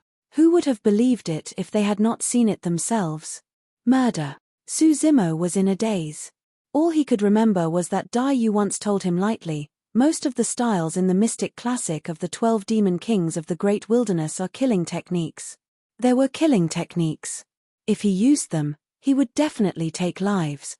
Until now, Su Zimo finally understood her words. Someone waved a knife to hack at Su Zimo's neck while he was in a daze, while another person attacked him with a sword, stabbing him in the middle of his back. Clang! Clang! Instead of the sounds made by the weapons when they pierced through human flesh, one could only hear the sounds similar to the clashing of metals. The steel knife that was on Su Zimo's neck strangely bounced up, while the long sword in the middle of his back bent into an arc. It could not stab into his flesh. Pest! Everyone present gasped. Suzimo might have worn superior class armor and hence the sword could not stab through his flesh.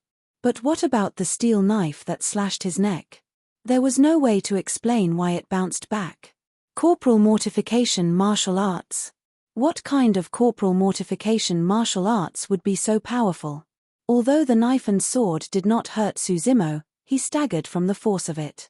The skin tempering skill could block the cutting edge of the knife and sword, but it could not block the force directed at him through the knife and sword.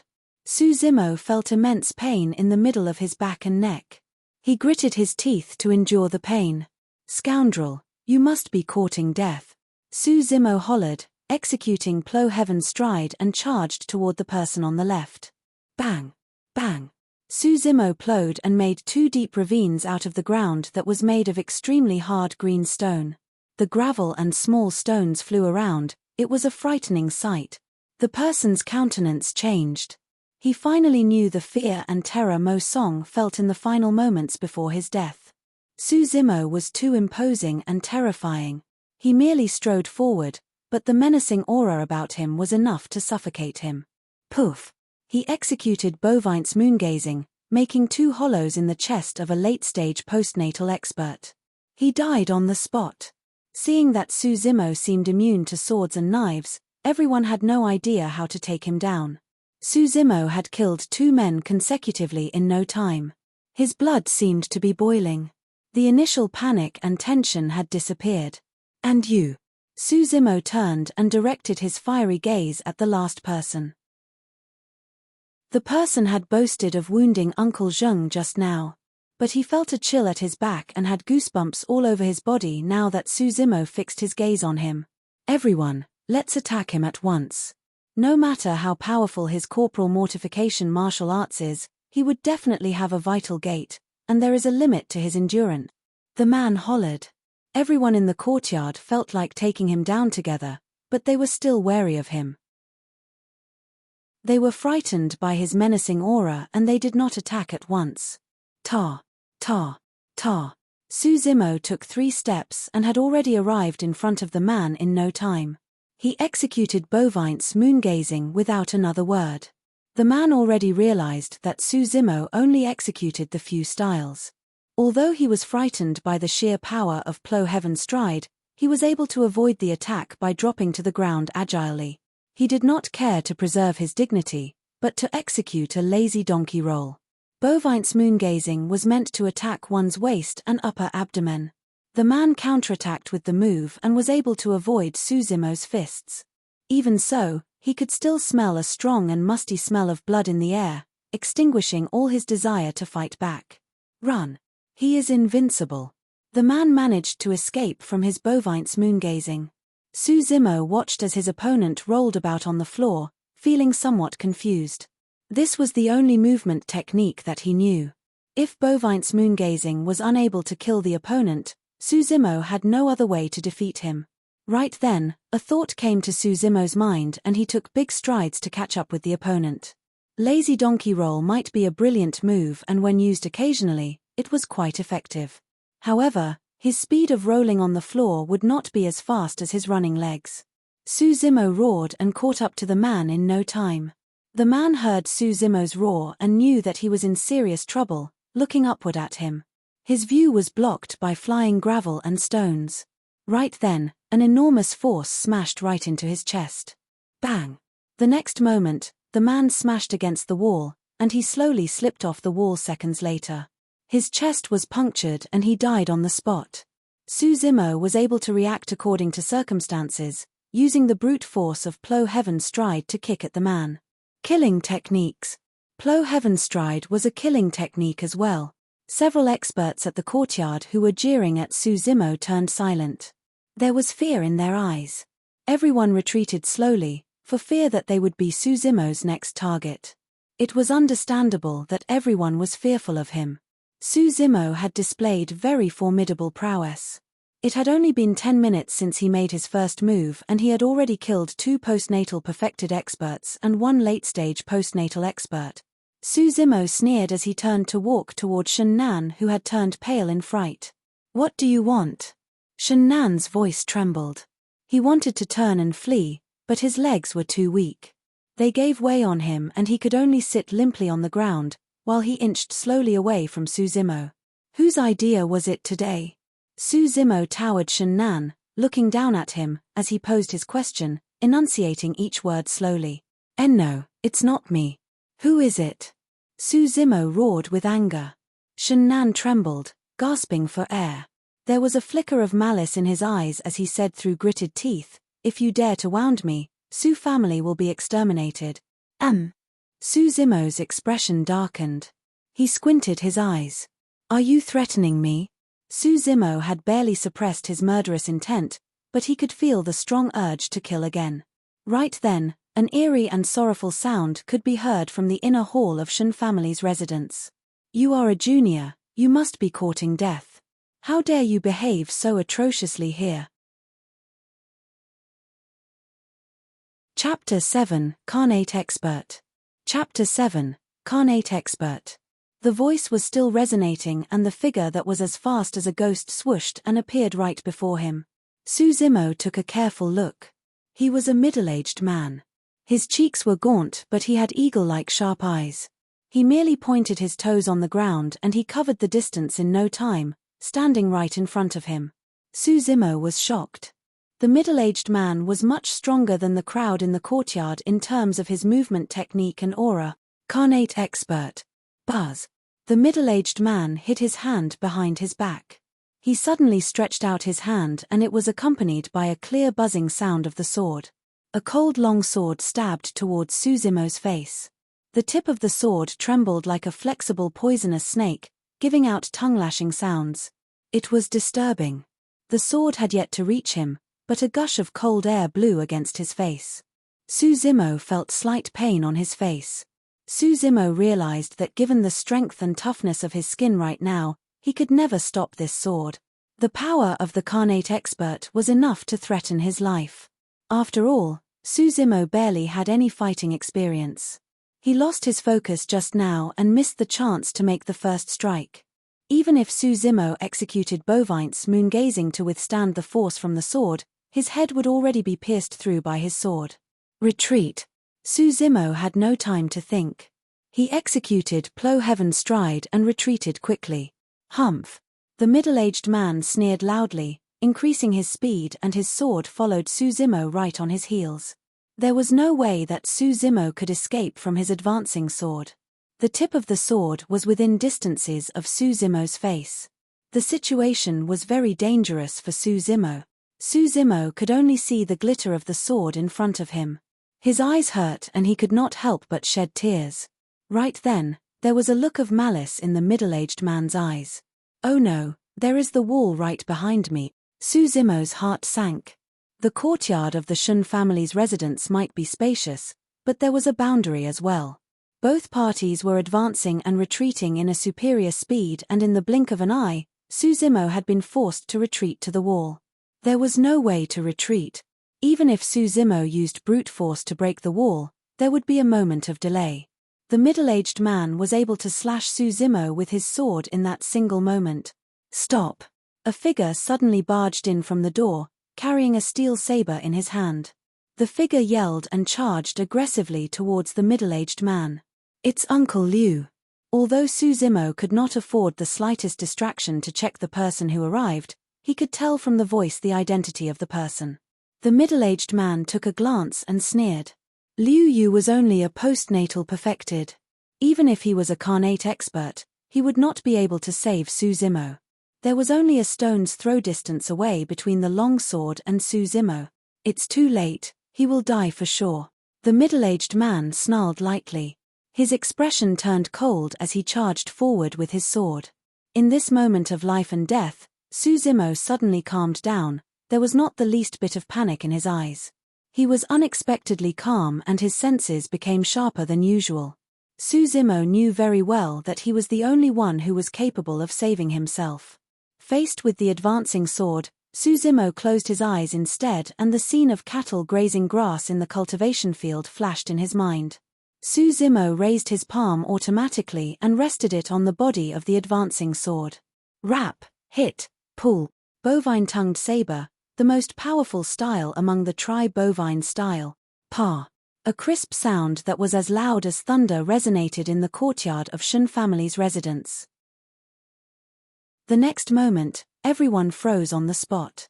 There were confusion, doubt, and disbelief in their eyes. The long sword in the middle-aged man's hands was shattered into multiple fragments. He was left with nothing but the hilt of the sword. The fragments scattered onto the ground. There was a strange brilliance about them. The middle-aged man opened his mouth, his pupil constricted suddenly, as he looked at Su Zimo, who was not far from him. He did not advance, instead he retreated a few steps and looked wary. Su Zimo opened his eyes, panting slightly. He looked somewhat confused.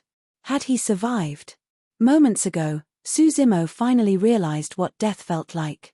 Until now, Su Zimo still felt that everything was surreal. There was a breeze in the air.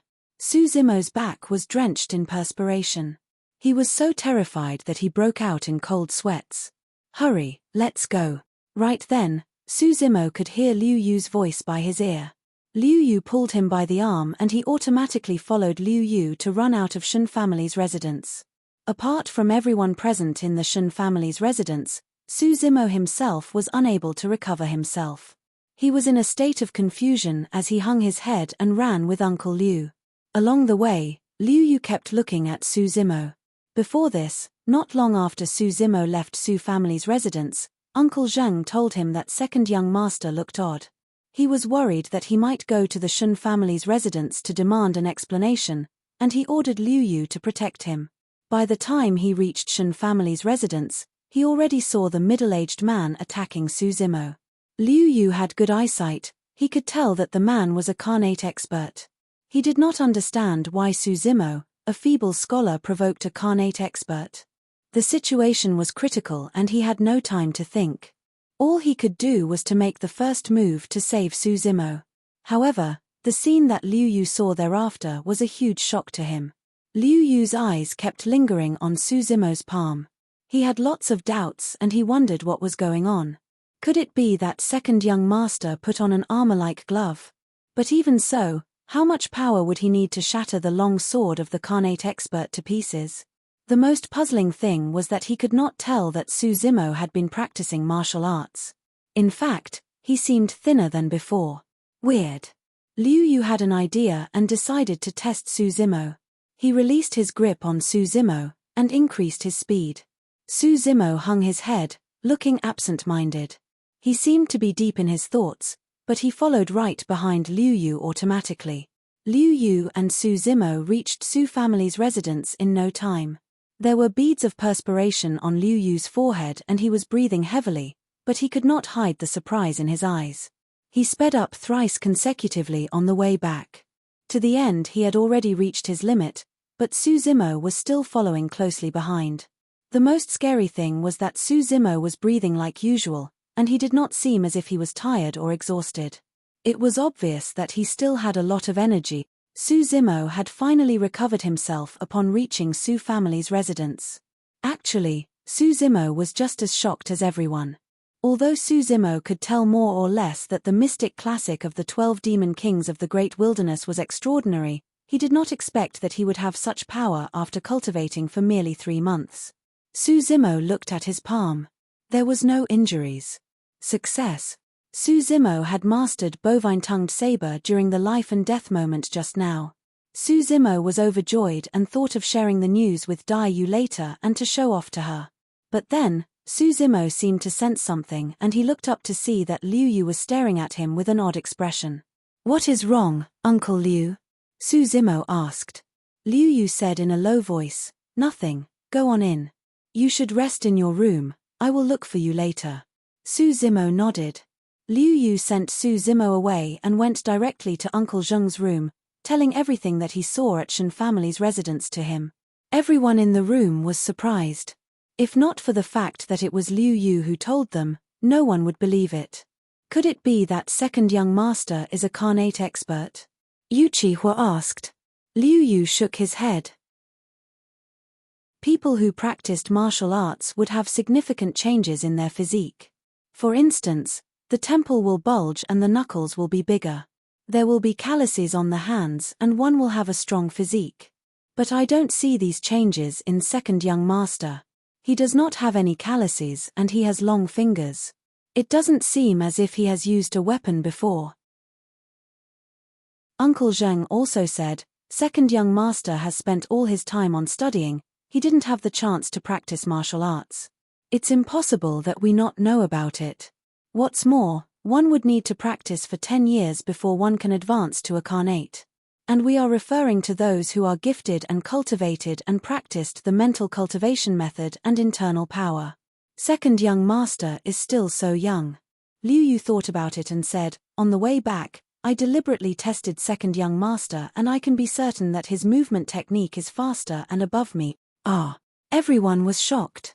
As the leader of the Su family guards, although Liu Yu was not well versed in movement technique, he ranked the top 10 in terms of his speed. Uncle Zheng frowned and asked, did second young master cultivate some superb qinggong? There were superior qinggong in the pugilistic society that was similar to chasing toad in 8 steps. After cultivation, one was as light as the swallow and it could indeed increase the speed of one's movement technique. Unlikely. Liu Yu shook his head and said, second young master merely kept up with me without using any martial arts. He did not use any clever moves. Everyone was puzzled. Liu Yu said in a low voice, if I am correct, the middle-aged man is Tang Mingjun. He is known as the soul-reaping sword. He is an early-stage Khanate expert. This does not make sense. Why will a Khanate expert attack second young master? Won't it be a disgrace to him? Uncle Zheng frowned slightly. What Uncle Zheng meant was that if the person wanted to kill second young master, he could send anyone who had practiced martial arts. There was no need for a Khanate expert to do it. Actually, Liu Yu arrived too late in time. He did not see that Su Zimo had killed 3 people consecutively. By the time he arrived, Su Zimo was in a dangerous situation. Liu Yu had yet to take in the surroundings around him and he brought Su Zimo to flee from Shen family's residence. No one present would have known that it was not that Tang Mingjun, the soul-reaping sword, wanted to attack Su Zimo. In fact, he was forced to do it. Oh no. Right then, one of the Su family guards pushed the door open, looking alarmed and panic. There are many people outside. They look aggressive, saying that they want second young master to pay a life for a life. Don't panic, who are these people? Liu Yu asked in a deep voice. They are from Zhao family and Li family. Shun Nan from the Shun family also brought many people with him. The Su family guard swallowed with difficulty before he replied, breathing heavily. A life for a life. Uncle Zheng spoke softly, deep in his thoughts. If according to what Liu Yu said, Su Zimo did not kill anyone in the Shen family, why would they demand him to pay a life for a life? Damn, this is a clear provocation. How could second young master kill someone? I will go out to meet them. Yu Qihua was riled up.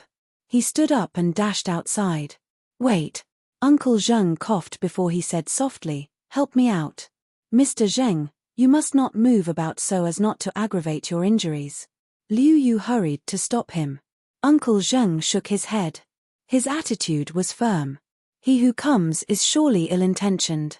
Now that young master is not around, I have to take a look no matter what. The few of them from the Su family went out to take a look and their hearts sank. There were hundreds of people outside the residence. All of them looked menacing and most of them were postnatal pugilistic experts. 3 of them were early-stage Khanate experts. Tang Mingjun was one of them. Given Su family's manpower and capabilities now, if they did not deal with this properly, all of them might end up dead. Chapter 8 Su Hong. Chapter 8 Su Hong. The burly chap dressed in martial arts outfit standing behind young Master Zhao might be a mid-stage Khanate. Everyone, try to take things lying down and don't take the offensive. We must wait until young master is back. Uncle Zheng whispered. Everyone in the Su family was shocked. Mid-stage Khanate. Liu Yu whispered. The man looks unfamiliar, he might not belong to Pingyang town. Be on your guard. Where is Su Zimo? Get him to come out. Shun Nan covered his swollen face and shouted angrily. Liu Yu stepped forward, and said in a deep voice with cupped fists. What's with the crowd? Why do you want to look for second young master? A young man in a brocade robe who was one of the leading men held a folding fan in his hands and smiled. A life for a life. It's right and unalterable. Second young Master Su had to pay for killing people. The person was Zhao Yu, young Master Zhao. He was a postnatal perfected. He was well known in Pingyang town.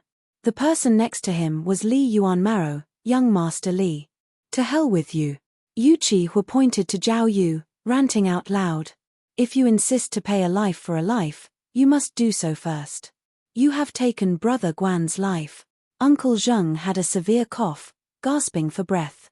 What proof do you have that second young master has taken 3 lives? Ha ha. Shun Nan grinned hideously.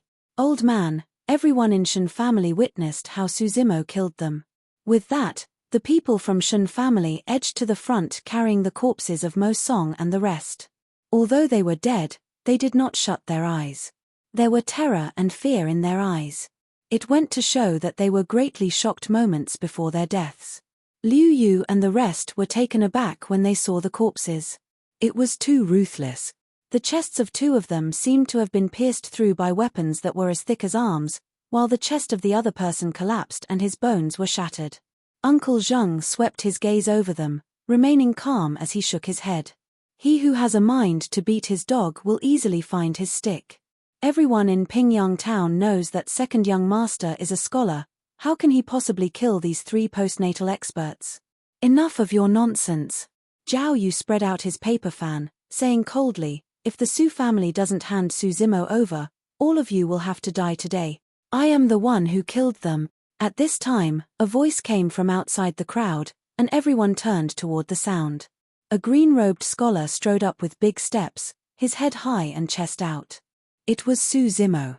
Su Zimo stood in front of everyone from the Su family, displaying no fear at the hundreds of people in front of him, giving a loud shout. I killed them, I will take responsibility for it. Second young master, don't be impulsive. Yu Chi Hua stopped him. Liu Yu whispered. Second young master, they have evil intentions.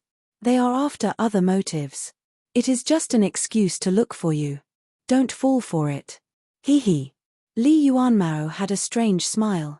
Since second young master Su has admitted to it, things are simple. Get him. Protect second young master. Uncle Zheng's tone was firm and steady. At no cost. Clang. Everyone unsheathed their weapons. Liu Yu and the rest surrounded Su Zimo and Uncle Zheng, protecting them from the crowd. The 2 parties were on the verge of breaking into fights. Zhao Yu kept his folding fan and coldly said, capture Su Zimo. Kill all those who stand in the way. Su Zimo clenched his fists, getting ready to execute Plow Heaven Stride. He wanted to dash into the crowd to fight with the Carnate experts. In all fairness, he could hardly deal with the early-stage Carnate experts. Moreover, there was a mid-stage Carnate expert among them. But right now, there were no other options. Suddenly, galloping sounds could be heard from afar. In no time, it was nearing them. I will kill whoever who dares to touch my younger brother, Su Hong shouted. The crowd dispersed, as a single man rode a horse and galloped toward them, full of murderous intent. He tightened the reins upon reaching Su family's residence. The man rode on a tall horse and held an iron spear of the flowing spring. There was a powerful and murderous aura about him. His gaze was fiery and one dared not look him in the eyes. There was a hideous scar on the person's face. It stretched from his glabella to his earlobe. Although it had healed, the tender red skin near the wound was protruding from the scar. It looked frightening and the person looked even more vicious with it. Su Hong, young Master Su. Everyone in the Su family was glad to see him. They could not conceal their joy at seeing him. Zhao Yu, Li Yuanmao, have the 2 of you matured? How dare you seek trouble at the Su family? Su Hong did not get off the horse. Instead, he sat on the horse, looking down on the 2 of them, his tone icy cold. Ha ha, so it's young Master Su. You have come at the right time. I have been waiting for you for a long time. Zhao Yu smiled, he seemed to have come prepared. The burly chap who stood behind Zhao Yu was dressed in martial arts outfit. His eyes were cold and he carried a thick saber on his back. He shouted, "I heard that young master is an early-stage carnate expert at 30 years old. You are a giant among men. It's my pleasure to meet you today. Shall we exchange blows to learn from each other?" I have no interest in the name of the dead." The person had yet to finish his sentence and he was cut off by Su Hong. "Go." Su Hong gave a soft yell and his horse charged forward, reaching the burly chap dressed in martial arts outfit in no time, thrusting his long spear at the same time. "You must be courting death." The burly chap looked calm while he took out his thick sword, releasing his carnate aura. He jumped up, raising his arms while swinging his saber at Su Hong who was coming toward him. "He is indeed a mid-stage carnate." Liu Yu nodded. Su Zimo felt nervous upon hearing his words. The Zhao family had come prepared. They even estimated that Su Hong might rush back and therefore they asked a mid-stage carnate expert to deal with him. Su Zimo swept his gaze over the crowd. To his surprise, neither Liu Yu nor Uncle Zheng and the rest of them were nervous. What did that mean? He was still pondering when Su Hong and the burly chap exchanged blows. Clang! The thick saber of the burly chap landed heavily on the iron spear of the flowing spring. Sparks came flying. The force was so huge that the horse that Su Hong was riding was forced to a stop. "Ha ha!" Su Hong laughed. He flicked the iron spear of the flowing spring. It gave off a buzzing tremor, followed by a stunning force that bounced the thick saber away. The burly chap's countenance changed. Poof!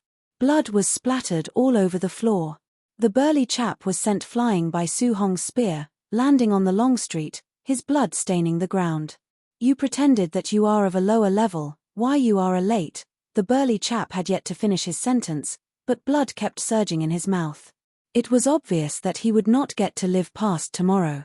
Everyone was shocked. Nobody expected that they had only exchanged blows for one round and a mid-stage carnate expert would be killed by a single thrust of Su Hong's spear. The most terrifying thing was what the burly chap said moments before he died. Although he did not finish his sentence, everyone present could guess what he meant. Late-stage carnate. All these years, people in the Pingyang town had underestimated Su Hong's abilities. "Hurry, let's go." The carnate experts of the Zhao family, Li family and Shen family reacted quickly by protecting their masters and fleeing from the scene. All the pugilistic experts were frightened by the aura of a single man. They fled hurriedly, having no intention to stay for another second. Su Hong sneered, making no move to chase them. He got down from the horse, nodding at Su Zimo before he said, "Back to the residence." Inner hall of Su family's residence. Su Hong sat in the middle like the master of the house, as Liu Yu gave a report on what happened in Pingyang town these past few months. He would nod occasionally as he listened to him. Su Zimo sat at the side, with his head lowered, keeping silent. Before this, his older brother never allowed him to enter the inner hall and he never participated in such meetings. After Liu Yu was done with his report, Su Hong's gaze landed on Su Zimo. He asked in a deep voice, "Did you really kill the 3 postnatal experts from Shen family?" "Yes." Su Zimo hesitated slightly before he admitted it. Bang! Initially, Su Hong was seated on a chair, but then he stood up suddenly, placing his feet on the ground, letting off a loud sound. He reached Su Zimo in no time and he punched in his direction. This happened too quickly, everyone in the inner hall, let alone Su Zimo, could react in time. Su Zimo was startled. He had yet to recover from his shock and he automatically stretched out his palm, landing on Su Hong's fist. Rap, hit, and he was about to execute bovine-tongued saber. But right then, Su Zimo remembered the scene when he shattered the long sword of the carnate expert at Shen family's residence. The power of bovine-tongued saber had just been executed and Su Zimo stopped in mid-tracks. Bang! There was a loud sound as the palm and fist clashed with each other. The chair that Su Zimo was sitting on broke into pieces. Su Zimo lost his balance under the impact of the strike. He was about to sit back on the floor when he released the power of Plo Heaven Stride automatically. Su Zimo sank and it seemed as if his entire body was lying flat on the ground. However, his legs did not move a single inch and he was rooted into the ground. Su Zimo exerted strength at his waist and legs at the same time and stood up.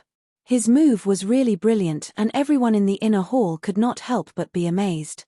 There was a sparkle in Su Hong's eyes. He kept nodding as he smiled. Good, good, you have done a good job by killing them. Su Zimo knew that his older brother was testing him just now.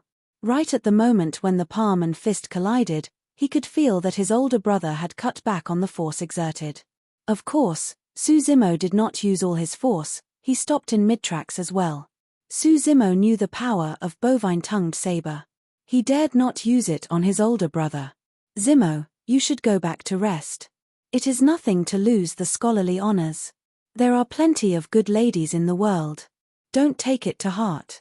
Xiaoning will be back from Kanglang City soon. If you have time, do keep her company. Su Xiaoning was Su Zimo's younger sister. She was 2 years younger than him.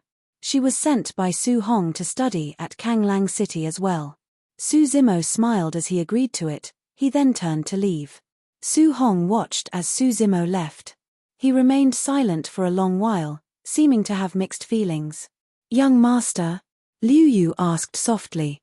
Su Hong recovered himself, speaking softly, I don't think Zimo is cultivating any internal power. He used his body strength to withstand the impact from my fist just now. I have heard from others that some people are born with immense strength. Second young master could be such people. Liu Yu was glad. Su Hong smiled. This is not just a matter of strength. When we sparred just now, I felt pain in my arm. It was as if it has been distorted. I suppose, he did not use his full force. Yu Qihua said, since second young master is so capable, why don't we tell him about our origin and our intention? No. Su Hong shook his head. His attitude was firm. Previously I forbade Zimo from learning martial arts as I don't want him to be embroiled in it. I don't intend to live, but nothing must happen to Zimo and Xiaoning. This is final. I will hear no more about it. Uncle Zheng sighed. I watched second young master as he grew up. Given his intelligence, I am afraid he has already discovered something amiss. He won't know as long as we keep it a secret. Chapter 9, Body Tempering Sutra. Chapter 9, Body Tempering Sutra. The Su family came to Pingyang town 15 years ago. There were only Uncle Zheng, Liu Yu, and some other people with them. Su Hong was 15 years old, while Su Zimo was only 2 years old and Su Xiaoning was just born. Their parents died that year. According to the Su family, they encountered a lot of beasts where they passed by Kanglang mountain range. Many of them died, and their parents were among those who died. Su Zimo had always been skeptical of this statement all these years.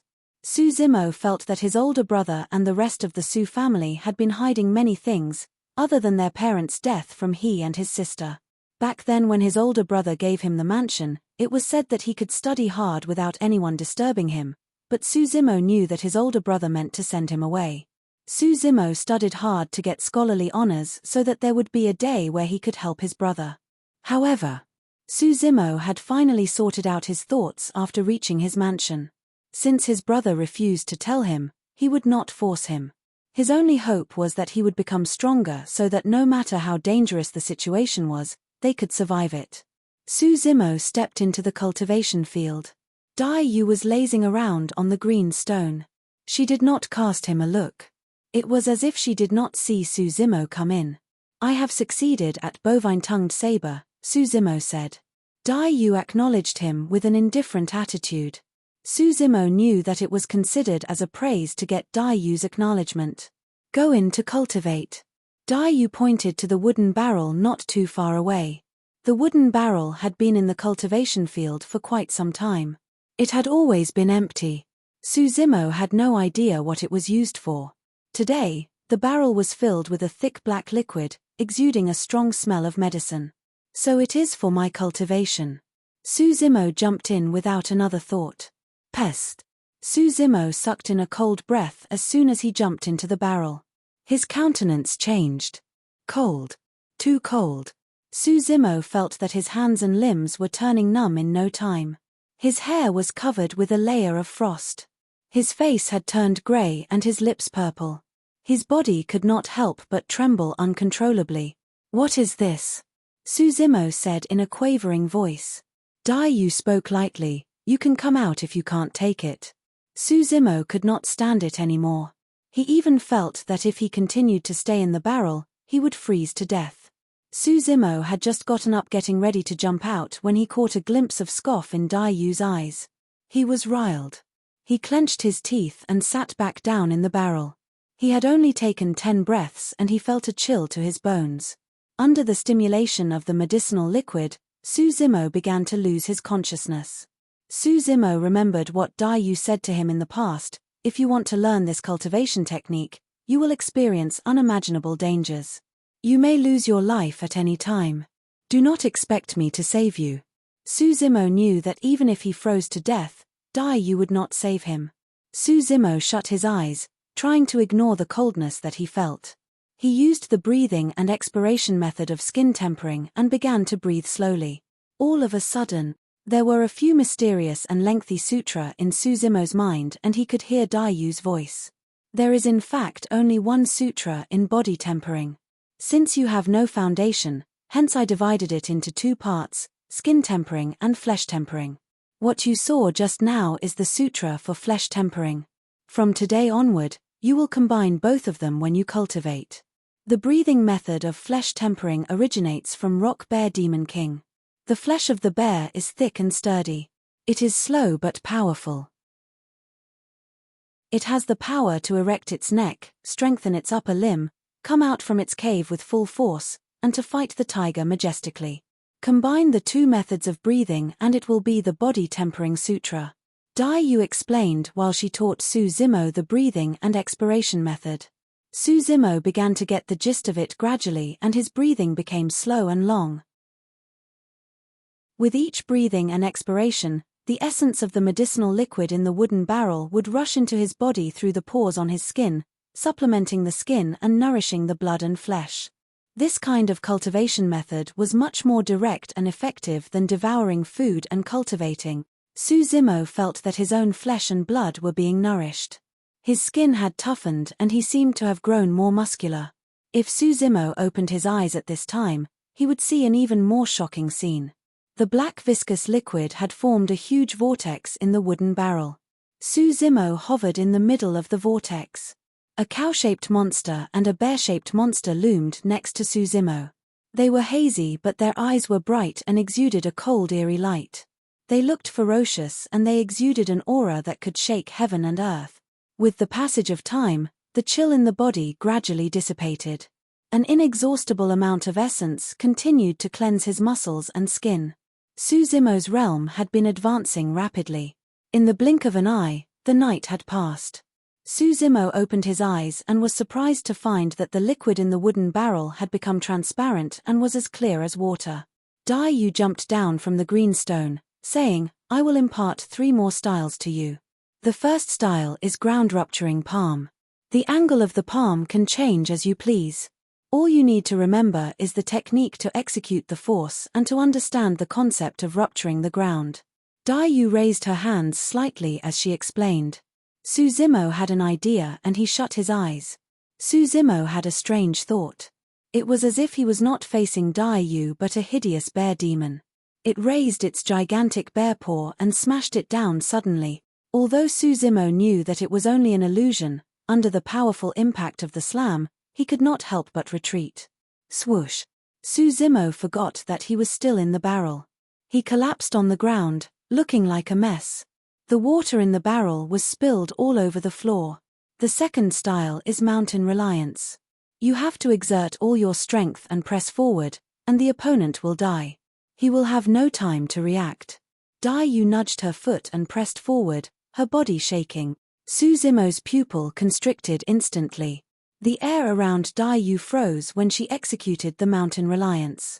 It seemed to turn solid then spread out thereafter. The air around them was not immune to the swiftness and impact of the pressing in movement. The third style, body petrification. Dai Yu paused before saying, this is the defensive method of the mystic classic of the 12 demon kings of the great wilderness. It can be considered as a mental cultivation method. After you succeed, the flesh and blood will turn into a boulder instantly.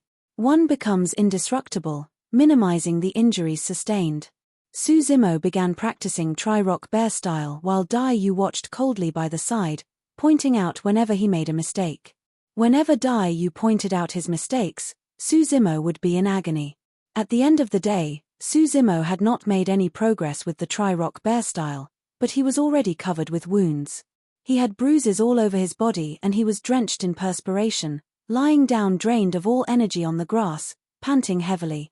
Of course, Su Zimo knew very well that if not for such a harsh environment, it would take him even longer to succeed in Tri-Rock Bear style. At night, Dai Yu prepared another barrel of medicinal liquid for Su Zimo's cultivation. The amazing part was that, regardless of how heavily injured Su Zimo was in the day, after cultivating in the wooden barrel for a night, he would be alive and healthy in the day and he would not have any scars on his body. In the next 3 months, Su Zimo slaughtered cattle and ate them, practicing Tri-Rock Bear style in the day and going into the wooden barrel at night, practicing his breathing and expiration under the stimulation of the medicinal liquid. Su Zimo gritted his teeth to endure the endless cultivation. Under such a harsh cultivation environment, Su Zimo had a deeper understanding of body tempering sutra. He was able to reach initial success at his ground-rupturing palm and mountain reliance. However, he did not make much progress with body petrification. Su Zimo's skin had changed from the rough texture when he first practiced tri-bovine style to being smooth and delicate. It was as if he had regained the natural state. His skin looked as fair as jade, but in fact it was even tougher than before. Su Zimo had become more muscular and his body was firm and sturdy. He seemed to become taller. Although he was only 17 years old, he was more than 6 feet tall, similar to Dai Yu's height. 3 months ago, when Su Zimo tried his hand at Shen family's residence, he was slashed by swords in the fight. Although he did not sustain any external injuries, the impact from the saber and sword still caused damage to his muscles and he was in pain for a long time. Right now, Su Zimo surmised that if he was stabbed by postnatal perfected experts, it would not cause any damage to him. After cultivating body tempering, and through half a year of tough practice, his body was similar to swords and sabers. Of course, these were not the only changes he underwent after cultivating body tempering. He had immense strength and amazing speed. There was a sharpness in his gaze.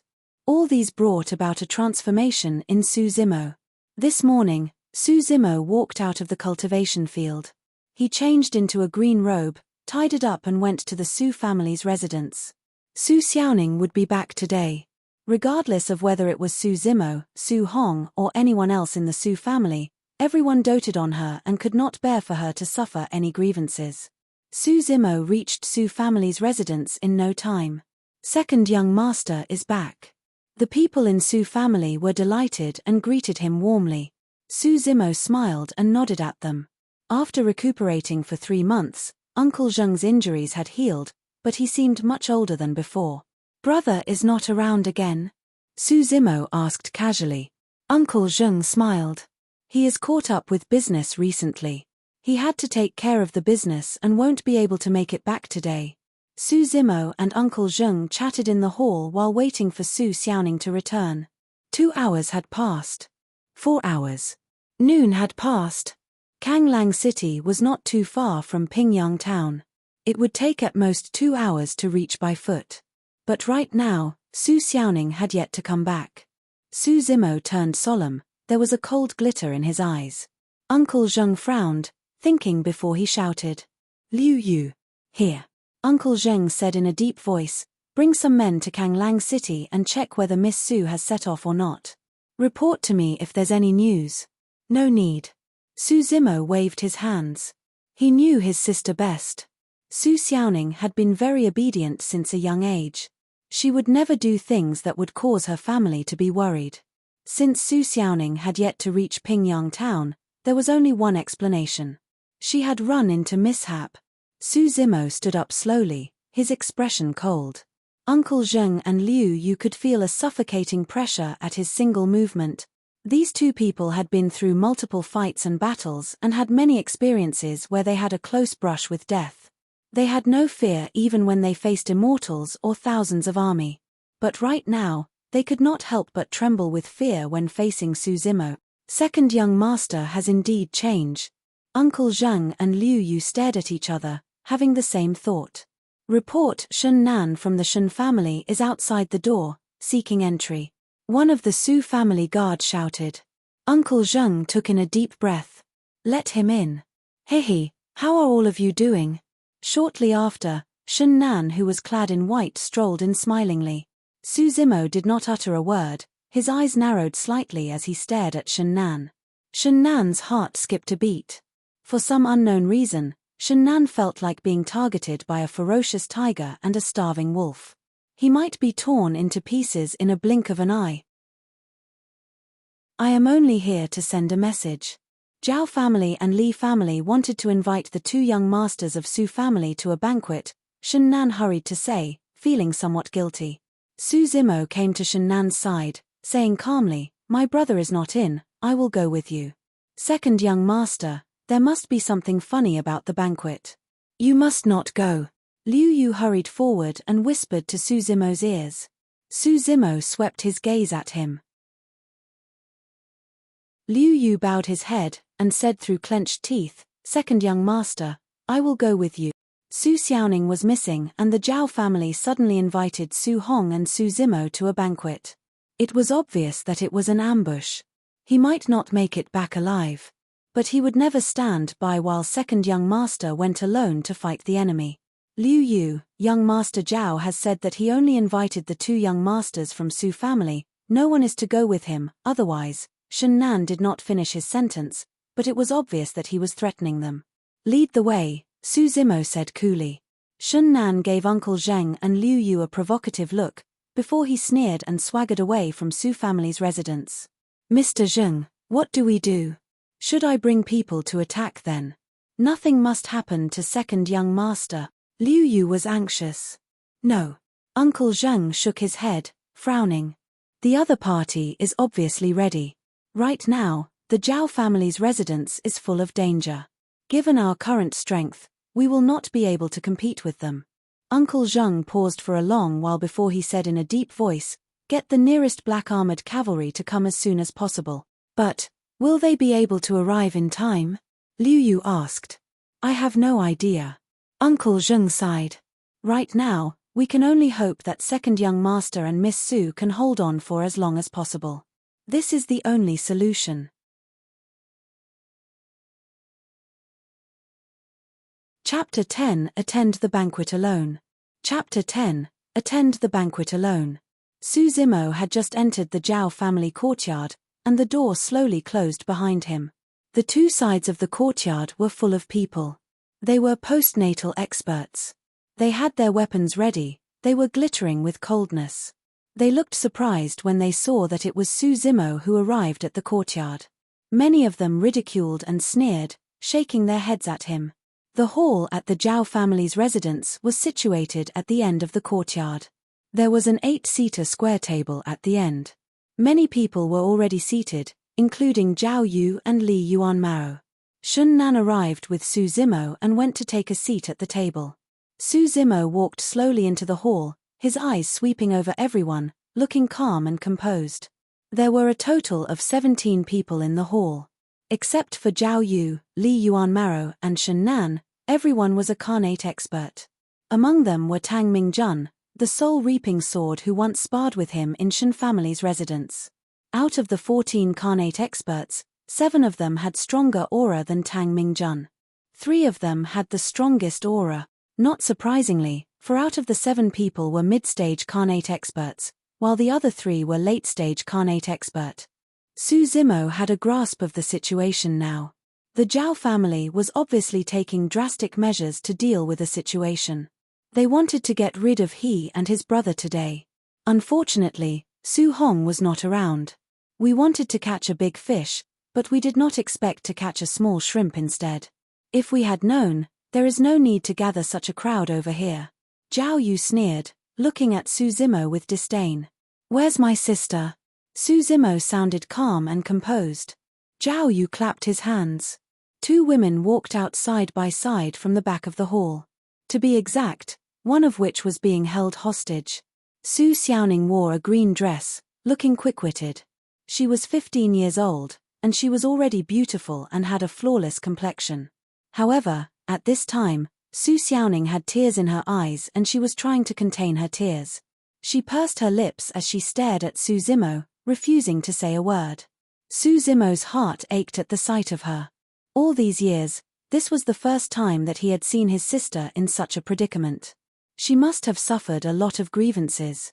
Li Yuanmaro smiled. The person next to her is my younger sister, Li Xiangtong.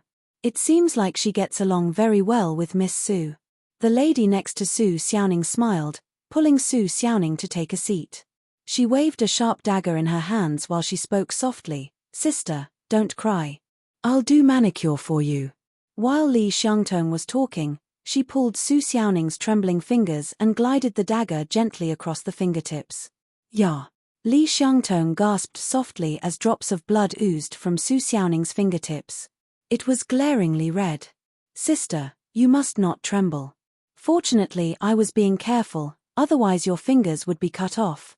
Li Xiangtong had a malicious smile on her face. Su Zimo did not move a single inch. Li Xiangtong was no weak lady. She was a postnatal expert. Su Zimo and Li Xiangtong were separated by an 8-seater square table. They were 4 mid-stage carnate experts, 3 late-stage carnate experts seated at the table. There were also 7 early-stage carnate experts who stood by both sides of Su Zimo. Su Zimo had no way to save her. Well. Right then, an elder in his 50s, seated at the 8-seater square table, clapped his hands slowly, as he nodded and said, "Faced with calamities, he is still able to remain calm and unperturbed. He is a talent. This is no small shrimp. Given his temperament, he is worthy of this banquet." Zhao Yu curled his lips. "I am Zhao Chengping, the master of Zhao family." The elder in his 50s pointed to the left and said, "This is the Li family's master Li Xing. As for this." Zhao Chengping looked to the right, saying in a deep voice, "This is Zheng Yaro, swordsman Zheng from Kanglang City." People hailed him as Thunderbolt Saber. The person who died under Su Hong's spear 3 months ago was swordsman Zheng's junior martial brother. These 3 were late-stage carnate experts. Su Zimo remained composed as he spoke slowly. "The family should not be implicated in the pugilistic affairs. Will the few of you let her go and I will stay behind to accompany you? You are not considered as part of the pugilistic society. You are merely an inferior commoner." Li Yuanmaro smiled and made a dig at him. Zhao Yu spoke in a peculiar tone, "It is all right if it is your brother, Su Hong, but you are not qualified. Brother, run." Su Xiaoning had barely said a few words and her mouth was covered by Li Xiangtong. She could only utter a few sounds, her tears rolling uncontrollably down her cheeks. Zhao Chengping sighed. "I am an elder, and I don't want to lower myself to your level and deal with a junior like you. However, the Su family has been too arrogant." Su Zimo spoke with mockery. "One should fight openly for any disputes between the family clans. The Su family would not shy from it. Aren't you worried that you will be a laughingstock by doing these insidious things?" Ha. Li Xing, the master of the Li family, laughed and shook his head. "Young lad, you are still very inexperienced. You have not encountered any sinister events in the pugilistic society. This is nothing compared to it. Is Li Xiangtong your daughter?" Su Zimo raised his eyebrows slightly, asking a seemingly insignificant question. "So what if she is?" Li Xing snorted. "Then prepare to die." A loud snarl that sounded like thunder resonated in the hall. In the meantime, Su Zimo strode forward, releasing the impact of plowing the heavens. The 8-seater square table was overturned in no time, smashing to pieces. It was too fast. No one would have thought that under such circumstances, Su Zimo would make the first move even when he was unable to save himself. Everyone except Zhao Yu and 2 other were carnate experts. They reacted quickly and grabbed their weapons, advancing toward Su Zimo, shouting in anger, "What an audacious junior!" All at once, there were glint and flash of cold steel everywhere in the hall.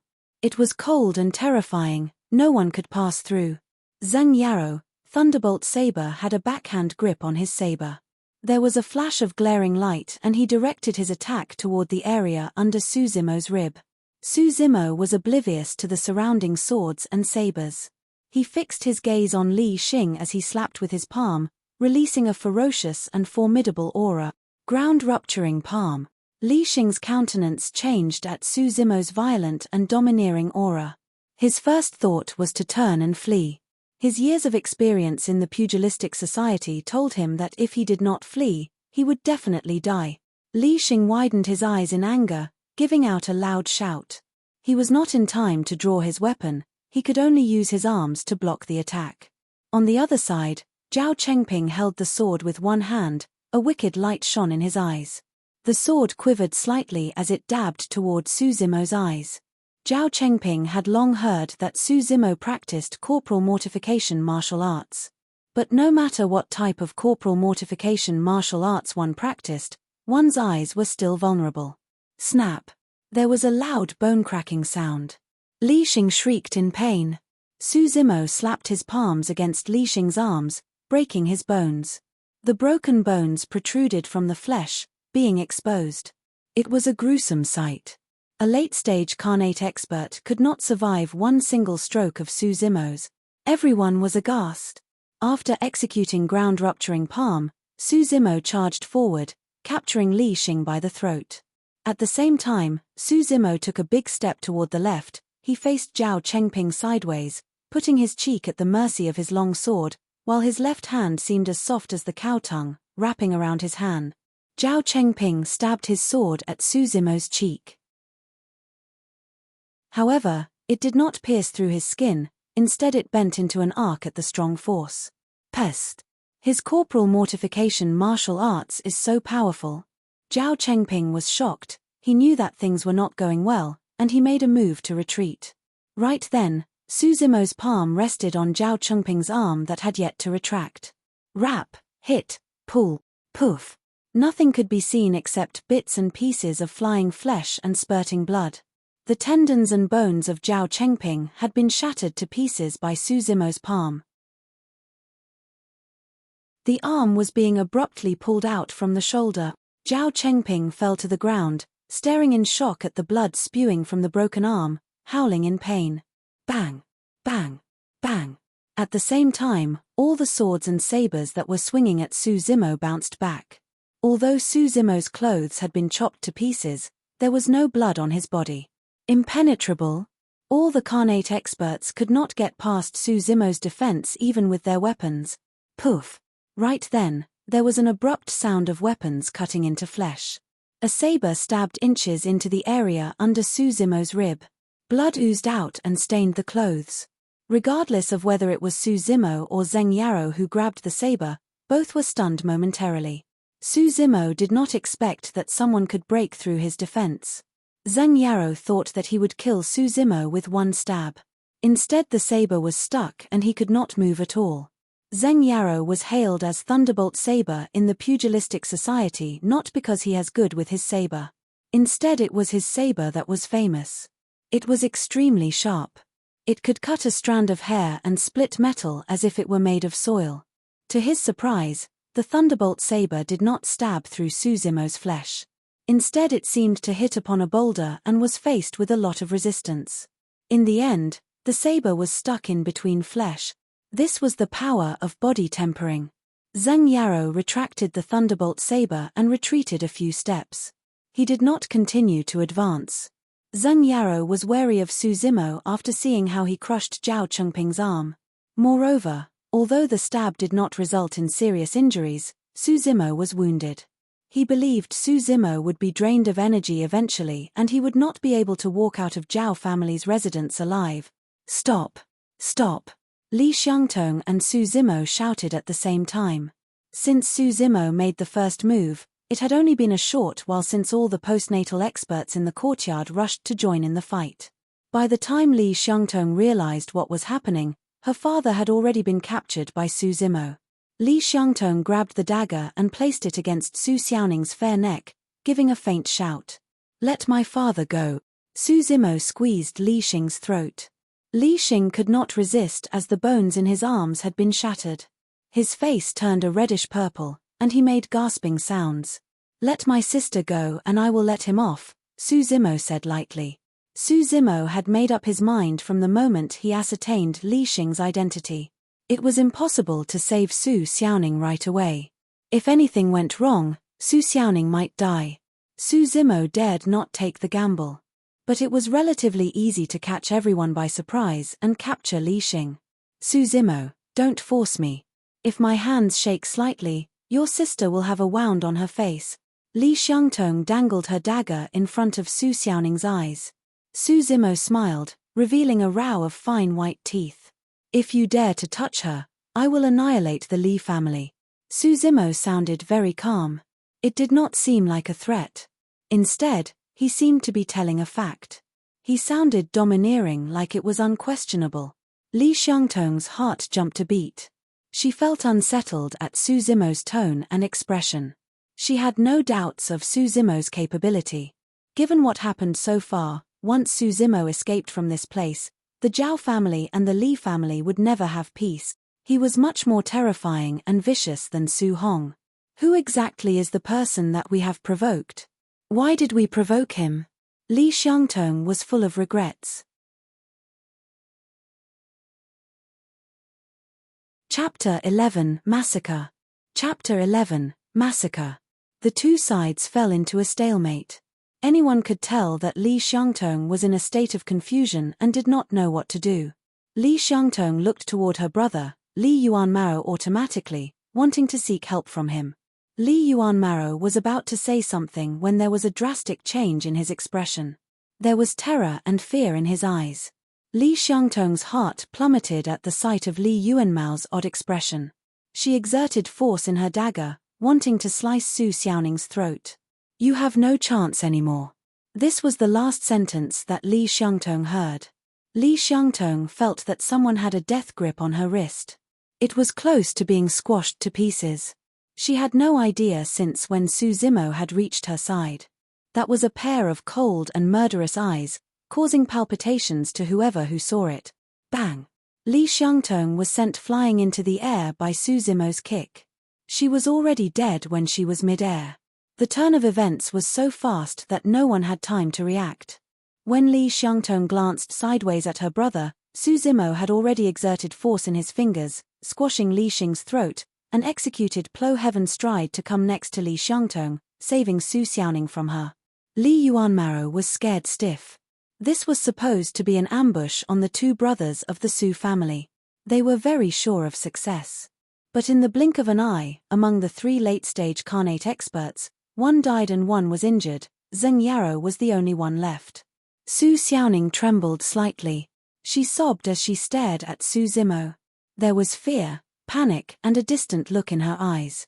Su Zimo's eyes turned soft, a smile on his face. He tore a piece of cloth from his clothes and covered Su Xiaoning's eyes gently. He turned the cloth for a few rounds before he tied them together. Don't be afraid, I will bring you home. Su Zimo spoke softly in his sister's ears. Zheng Yaro witnessed the scene. He was not in a hurry to attack, instead he felt more assured. If Su Zimo chose to fight his way out, Zheng Yaro believed that no one would be able to stop him, including the hundreds of postnatal experts at the courtyard. After which, Zheng Yaro would return to Kanglang City as soon as possible, leaving Pingyang town with his family, so that Su Zimo could not take revenge on him. But right now, seeing how Su Zimo highly valued Su Xiaoning, his chances of escaping here alive was smaller. To Su Zimo, Su Xiaoning was his burden and weakness. Everyone, don't panic. He has been injured by me just now. He won't be able to hold out for long. Let's all target the lady. Zheng Yaro sneered. Everyone present had years of experience in the pugilistic society. They knew right away what Zheng Yaro meant by saying that. In fact, the injury at the area under Su Zimo's rib was not as serious as what other people imagined. If Su Zimo looked at the wound, he would be shocked to discover that the muscles around the wound had hardened and he had stopped bleeding. Body petrification would not only strengthen Su Zimo's defense, it was also effective to stop bleeding and conserving one's energy. Attack! Zheng Yaro shouted and everyone roared in return, charging forward. Su Zimo protected Su Xiaoning in his embrace, exposing his back to all the pugilistic experts. Bang! Bang! Bang! There was the smell of blood in the air, with flying arms and limbs everywhere. The sabers and swords were broken to pieces, scattered all over the ground. Mountain reliance. He released all his power at one go, executing the powerful killing style of the Tri-Rock Bear style. Everyone who was blocking Suzumo from behind was sent flying. Some of them were scattered into pieces instantly. There was a path streaked by blood in the chaos. Although Suzumo cultivated the mystic classic of the 12 demon kings of the Great Wilderness for half a year, and he only practiced the first section, the power and strength of his flesh had already reached an unimaginable level. Although he stood at the same spot, ordinary postnatal and carnate experts were unable to injure him. The reason why Zheng Yaro was able to hurt Suzumo was because of the thunderbolt saber in his hands. With the impact and power of mountain reliance, postnatal experts became completely useless in front of him. Suzumo stopped for a second after knocking people away for more than 10 feet. More than 10 carnate experts led by Zheng Yaro followed him around. They had arrived right in front of Suzumo. They had swords and sabers ready. There were glint and flash of cold steel everywhere, dazzling and glaring. The most important thing was that the swords and sabers were all directed at Su Xiaoning. Suzumo only had one pair of hands. He was unable to block the advancing weapons from more than 10 experts. There was a vicious glare in Suzumo's eyes. He changed his stance, with his back facing the experts, protecting Su Xiaoning as he tried to fight his way out. He executed ground-rupturing palm with his left hand while his right hand executed the killing technique of bovine-tongued saber. Poof! No one was spared with the use of his ground-rupturing palm. Suzumo's right hand might seem soft, however, as he waved his hands in the air, more than 10 weapons were shattered to pieces, scattering all over the ground. Suzumo looked domineering and imposing. He was like a man-eating beast. He was too aggressive and powerful. Pierce him. Suzumo staggered, uttering a small sound. There was blood on his back. Although the carnate experts were unable to hurt Suzumo, Zheng Yaro made use of the chance to make a slash on Suzumo's back. The wound was more than 1 foot long. It was gruesome and hideous. Su Xiaoning's eyes might have been covered, but she could sense what was going on. "Brother, you should leave. Don't bother about me," Su Xiaoning sobbed. Suzumo clenched his teeth, a murderous gleam in his eyes as he said coldly, "Everyone who stops me shall die." Bang! Suzumo executed Plow Heaven Stride. He exerted strength in his legs and there were 2 chasms on the ground, gravel flying everywhere. The gravel contained the force of Plow Heaven Stride as well.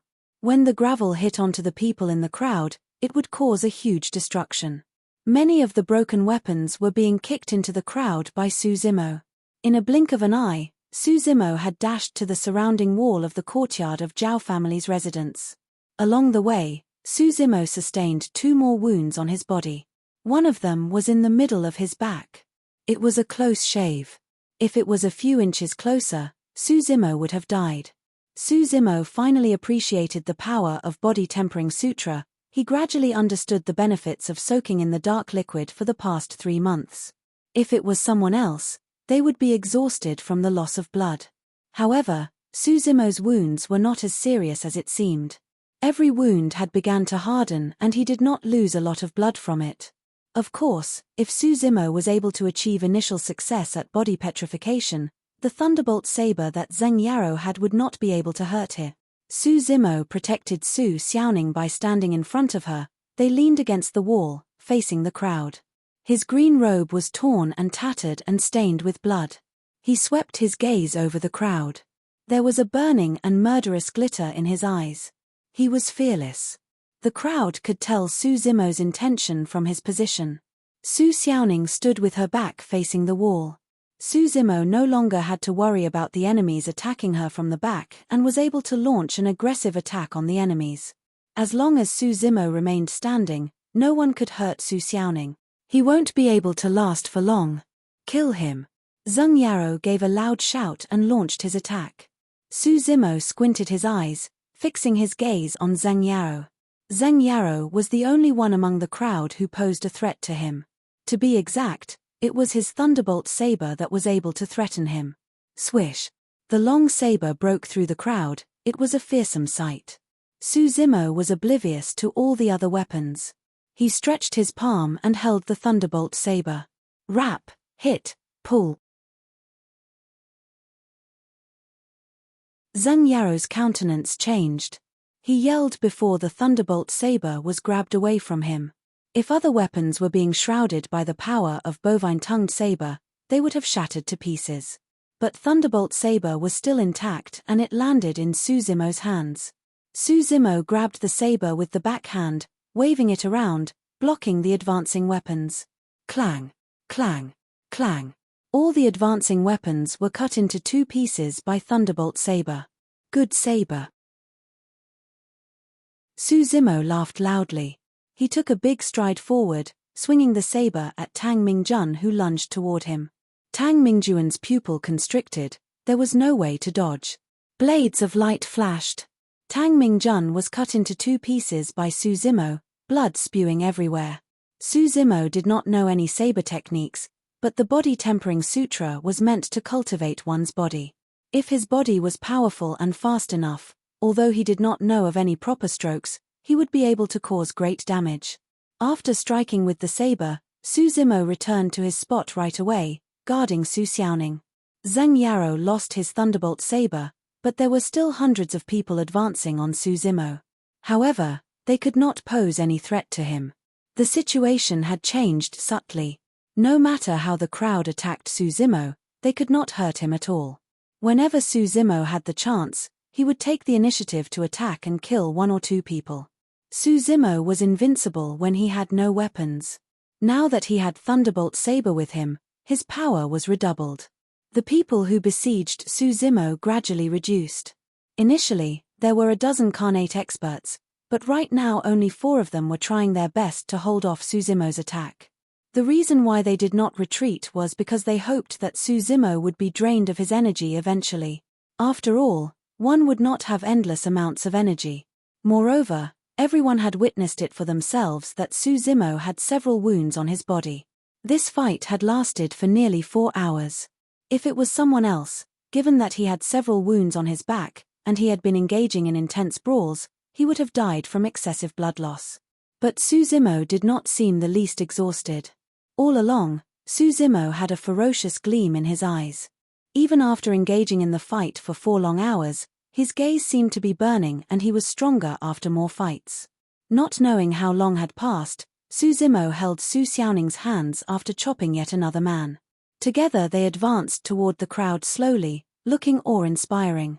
While Su Zimo advanced, Zheng Yaro and the rest retreated step by step, fear and terror evident in their eyes. All of a sudden, the crowd realized that the predators had become the prey. Su Zimo lowered his head, looking at the long saber that was still dripping with blood, saying softly, "All of you shall not leave today." Chapter 12, Night Conversation. Chapter 12, Night Conversation. The ground shook turbulently, thunderous sounds of hooves could be heard. Under the sunset, a group of steel-armored cavalry armed with long spears charged into Pingyang town ferociously. The leader was Liu Yu, the guard of the Su residents. "Hurry, hurry." Liu Yu urged the army constantly, his forehead perspiring and his expression full of anxiety. It had been 3 hours since Su Zimo left the Su residence. At the moment, even the calm and collected Uncle Zheng revealed great worries in his eyes. Liu Yu's gaze focused on a few people nearby with ghastly pale faces fleeing in panic towards his direction. They seemed to be terrified. These few people are the guards of the Zhao family. A murderous intent rose in Liu Yu's heart immediately. He wanted to order his troops to surround them. Uncle Zheng suddenly said, "Don't bother about them. Go to the Zhao residence to save people first." From the moment that they entered the Pingyang town and made their way to the Zhao residence, Uncle Zheng and the others saw about a dozen pugilistic experts. All of them were dashing out of the place desperately, looking panic-stricken. What is going on? Uncle Zheng and Liu Yu felt very uneasy. Not long after, Uncle Zheng and Liu Yu led the hundreds of cavalry to the doors of the Zhao residence. Just as they were about to break in, the doors of the Zhao residence suddenly opened. A man and a woman stepped out of it. The young girl's eyes were covered with a few layers of cloth strips that had been splattered with drops of blood. Her thin face looked ghastly pale and her delicate frame quivering. She looked so pitiful that one could not help but sympathize with her. The man's clothes were torn, tattered and badly stained with fresh, red blood. He was carrying a long blood-stained knife in his left hand and holding onto the girl with his right hand, slowly making his way out of the doors of the Zhao residence. Everyone's gaze inadvertently drifted across this pair of man and woman to the courtyard of the Zhao residence. It was a creepy scene that one would not forget for life. In the courtyard, dead bodies were scattered all over the ground. Scarlet blood was flowing quietly in between the cracks of the stones. Some people's bodies had been split into half, some of their skulls shattered into pieces and some of the heads and bodies separated with broken limbs twitching. The deathly aura was pervasive. Smell of blood filled the air.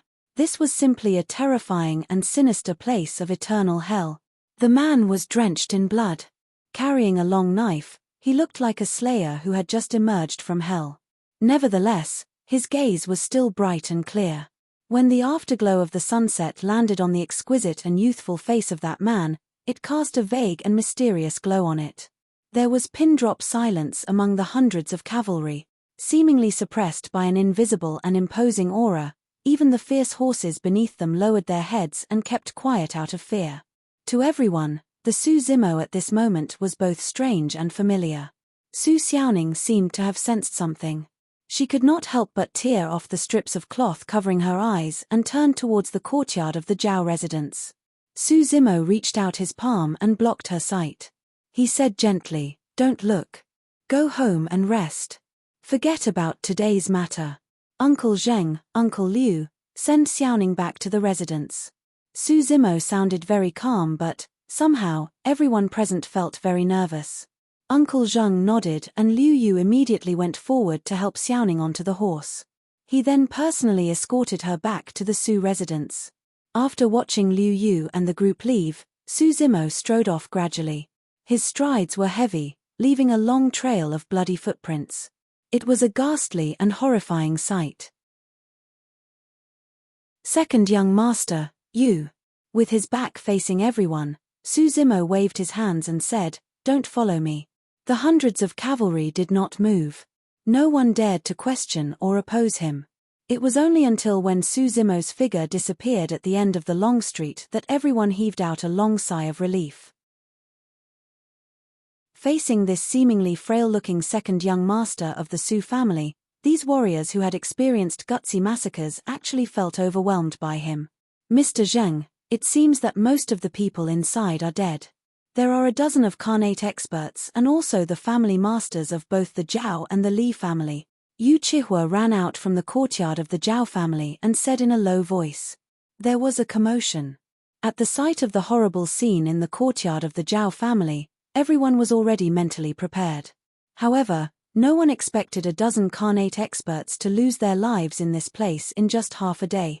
Most importantly, the family masters of both the Zhao family and Li family were dead. In addition, hundreds of pugilistic experts had been killed. It meant that these two big family clans had technically been eliminated from Pingyang town. Did second young master kill all these people? This was a doubt in everyone's heart. Yu Chihua frowned and said, "Mr. Zheng, from what I understand from young master and Liu Yu, second young master could barely compete with early-stage Khanate expert 3 months ago. Why did he become so scary after 3 months?" Mr. Zheng looked perplexed. He sighed. "We have been guarding some secrets and refusing to talk about them. Our second young master. I'm afraid he also has many secrets." Su Zimo returned to his own mansion. His face revealed a deep fatigue the moment that he closed the door. He did not lose a lot of blood from the few wounds on his body. However, the pain was still unbearable. Furthermore, Su Zimo had been killing continuously for 3 hours without a moment of rest. The muscles all over his body were already sore and swollen. Su Zimo sat down for a while to rest before entering the cultivation field. After half a year, Su Zimo realized that he had inadvertently become very reliant on the cultivation field. He had the feelings of homecoming when he was back. Dai Yu remained seated on the green stone with a cold and indifferent expression. She did not even look at Su Zimo. However, no one had any idea of when the wooden barrel had been filled with a pitch-dark medicinal liquid that was emitting a faint medicinal scent. Su Zimo conveniently threw the thunderbolt saber aside. He dragged his heavy body and climbed into the barrel. He could feel the icy cold medicinal liquid, but his heart was warm. Su Zimo fell asleep unknowingly. During the past 6 months of cultivation, the body-tempering breathing method had already become his habit. Even in his sleep, Su Zimo could still cultivate and absorb the essence of the medicinal liquid to harden and refine his skin and flesh. The killings this time had made Su Zimo experience the crux of body petrification. If Su Zimo was conscious, he would be shocked to discover that the wounds on his body were healing at a rate that was visible to the naked eye. The reasons were twofold. First, his body had a strong regeneration ability after cultivating the body-tempering sutra. Second, it was due to the boundless essence that originated from the medicinal liquid.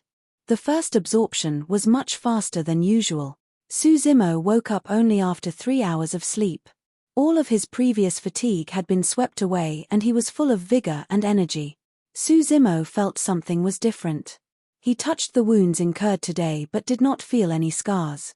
There was only skin that was as smooth and fine as jade. Such powerful healing ability. Su Zimo was secretly astonished. Simultaneously, an idea flashed across Su Zimo's mind. He mentally cultivated the body petrification quietly. Su Zimo could clearly feel the tightening of his muscles instantly. Every inch of his flesh was squeezed together without any gap. They were as hard and firm as a rock. This is also considered a blessing in disguise. Su Zimo secretly thought and said. Without the trigger of these external injuries, it is most likely very difficult to understand the profound meaning of body petrification in such a short time. Su Zimo got up and said to Dai Yu, "I'm going out." Dai Yu did not seem to have heard him. She seemed to be resting with her eyes closed.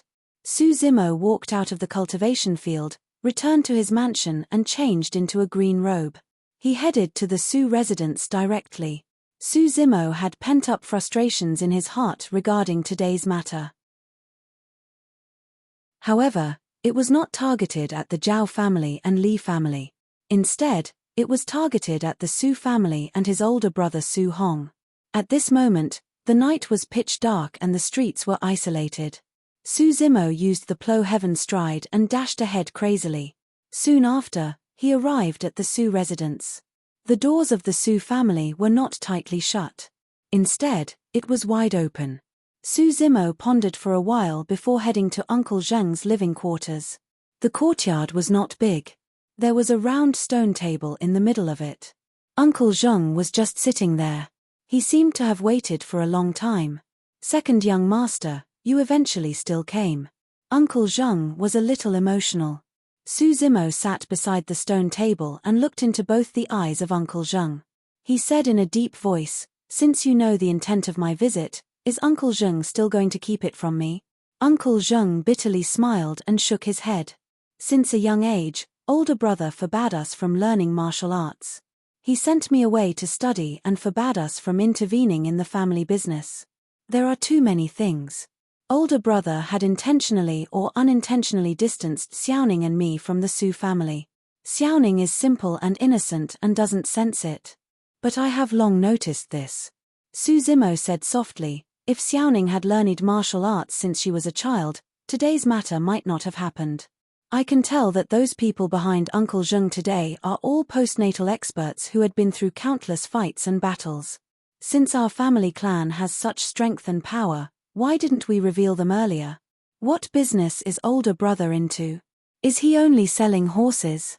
Why did he go to the country of Yang and not country of Dhe to do business?" Uncle Zheng looked like he was in a difficult position. He wanted to say something but held back his tongue. The two faced each other in silence. The atmosphere was becoming increasingly stifling. Su Zimo's words were startling when he spoke suddenly. "Were my parents murdered by someone?" Uncle Zheng's countenance suddenly changed. However, it reverted to normal in the next moment. "Uncle Zheng, Zimo is not the once frail and weak scholar. I believe you have also seen it yourself. What exactly is the Su family afraid of? Who is the Su family's enemy? Tell me. Su Zimo held onto Uncle Zheng's arm, his eyes shining sinisterly and coldly. Uncle Zheng gave a long sigh. Second young master, it is not that I don't want to say it. It is just that telling you won't do you any good. Certainly, you are different from before. You have become stronger and can even kill many Khanate experts. But, after pausing for a while, Uncle Zheng shook his head and said, after all, these are still just the strength of mortals. These words seemed familiar.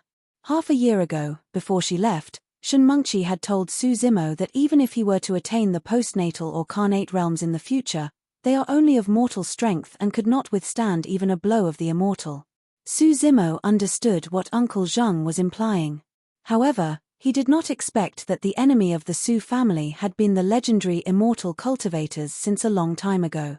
In addition, Su Zimo himself had incidentally offended a perfected golden core. All these events seemed to be part of destiny. After numerous twists and turns, they still could not get out of it. At what realm is the enemy of the Su family at? Qi refinement warrior? Foundation establishment cultivator or perfected golden core? Su Zimo asked calmly.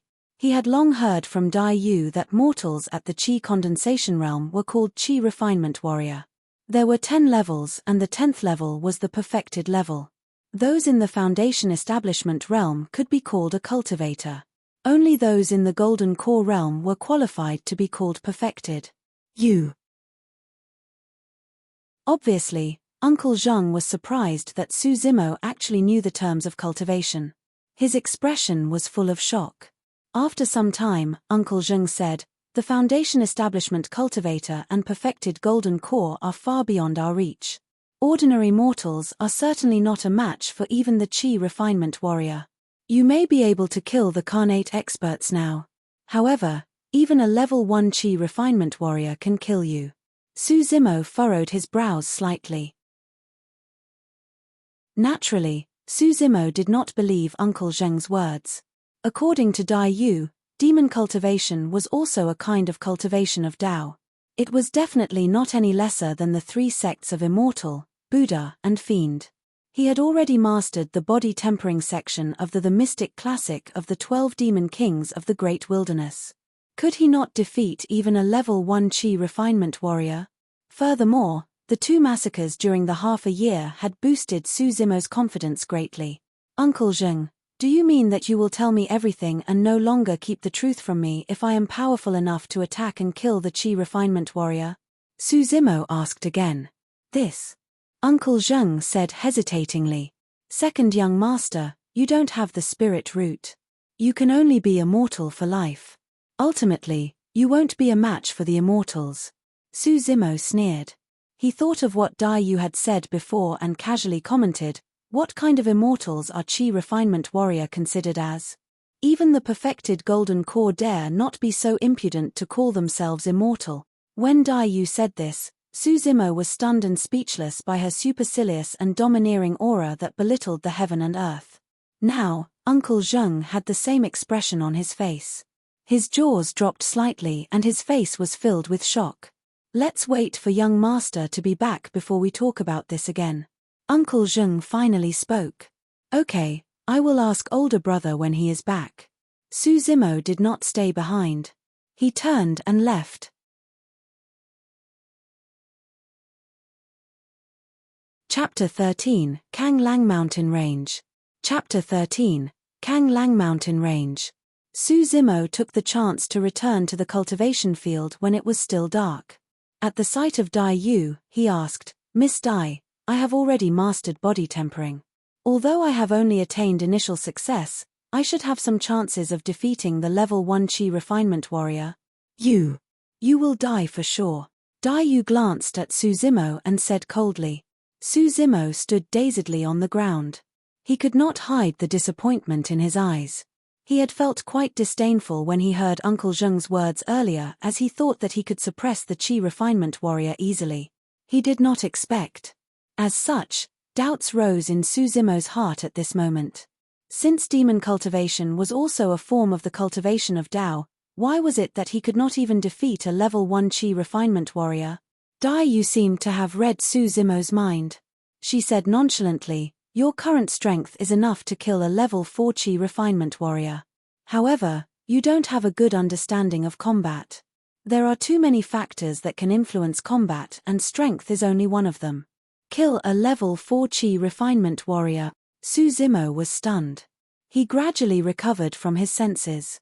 So, it was not that he was not powerful enough, but because he lacked the combat techniques. It was akin to a peerless knife that would unleash varying degrees of potency, depending on whose hands it landed in. Since that was the case, Su Zimo still felt a little indignant. He raised his voice, "I know a little about fighting. When I was round up by hundreds of pugilistic experts, I can also carve out a path amidst the adversity. You have been beaten up so miserably by a group of mortals. Yet, you think that it is something worth bragging about it." Dai Yu sneered. She waved her hands lightly. Seemingly led by an invisible force, the thunderbolt saber that was initially pierced in the ground rose and floated in the air. Gee. A few feet away, Dai Yu stretched out her finger and pointed at Su Zimo's direction. Swoosh. Blades of light flashed. The thunderbolt saber had already appeared in front of Su Zimo's eyes. It was hanging in front of his glabella without moving an inch. It was too fast. He did not even have the time to react. Dai Yu said with a lazy drawl, "This is the most common attack stroke of Qi refinement warrior, making use of spirit Qi to control the spirit weapon. If you are fighting with the Qi refinement warrior, you will be dead meat by now. So fast. How do I dodge it?" Su Zimo was a little dazed. Dai Yu said, "There are two abilities in Demon that are far beyond that of the cultivators. First, a strong and powerful body. Second, an acute spirit perception. You must remember, most of the cultivators' bodies are relatively weak. As long as you can avert their first wave of attack and take the chance to shorten the distance between the both of you, you will be able to make use of the strong and powerful close combat ability of the demon clan to slay them." Su Zimo frowned and pondered deeply. After some time, he asked, "I understand what is meant by strong and powerful body. The objective of body tempering is to train the body. But what is spirit perception?" Dai Yu said, "It is hard to explain spirit perception. You can take it that it meant alertness and sense of danger. The demon clan believed in jungle laws and the survival of the fittest. If you don't have a keen spirit perception, you will be eliminated and your entire family annihilated. The cicada senses it before the autumn wind approaches." Su Zimo's eyes shone brightly. Dai Yu nodded. "How do I cultivate the spirit perception?" Su Zimo asked again. "Simple." The corners of Dai Yu's mouth curled up slightly. With an odd smile, she suddenly waved the sleeves of her robes and swirled toward Su Zimo. Swoosh. Space became contorted and everything turned black. Su Zimo felt that he had lost all his senses. In the next moment, it seemed that he had been brought to another place. "Where am I?" After Su Zimo regained his senses, he looked around. There was pin-drop silence in the surroundings. It was pitch black and exuding an aura of primitive wilderness. A peculiar atmosphere filled the air. Dai Yu casually said, "This is the Kanglang mountain range. If you can survive here for 1 year, you will have successfully cultivated the spirit perception." Su Zimo was stunned. The Kanglang mountain range was about a few tens of kilometers from Pingyang town. It was famous for being a dangerous terrain. Dominated by demons and beasts, there was danger at every step. There was absolutely no way that one could pass through this place at night. Previously, he had heard many legends about the Kanglang mountain range. There were fiendish demons that suck in human essence and energy, as well as fearsome beasts with eyes like bronze bells. Of course, the lord of Kanglang mountain range were the wolves, which were the majority. Bloodthirsty and brutal, they definitely bore grudges. A few decades ago, a hunter from a nearby village caught a small wolf from Kanglang mountain range. Unexpectedly, that same night, the entire village had been devoured and wiped out by thousands of wolves. Even fowls and dogs were not spared. It had become a ghostly village that no one dared to live at. The surrounding states could not do anything about the Kanglang mountain range. None of the armies dared to venture deep into the place. Not to mention surviving in it, it was as difficult as reaching the sky just to pass through it safely and unscathed. Dai Yu continued to say, there is a difference in realms between the demons too. Those at the lowest realm are not even qualified to be called a demon. They are termed as spirit beasts in the cultivation arena, meaning, they are beasts that can understand humans. There are weak and strong spirit beasts. That Zui Feng of yours is considered the weakest kind of spirit beast. Its spirit intellect had just been activated. 4 powerful spirit beasts, their ability is comparable to a perfected chi refinement warrior. Above the spirit beast is the spirit demon. There is an even greater gap between the weak and strong ones. The strong ones are comparable to perfected golden core. The weak ones are equivalent to foundation establishment cultivators. Su Zimo frowned and asked, are there spirit demons in Kanglang mountain range? According to Dai Yu, he could not even defeat the most commonplace chi refinement warrior, let alone the spirit demons whose abilities were equivalent to the foundation establishment and golden core realms. I don't know. Dai Yu smiled imperceptibly. Su Zimo was stunned. What kind of answer was that? Su Zimo believed that it was impossible that Dai Yu did not know.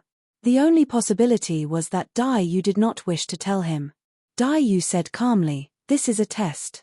If you can survive, you will completely transform and unleash the true powers of the mystic classic of the 12 demon kings of the great wilderness.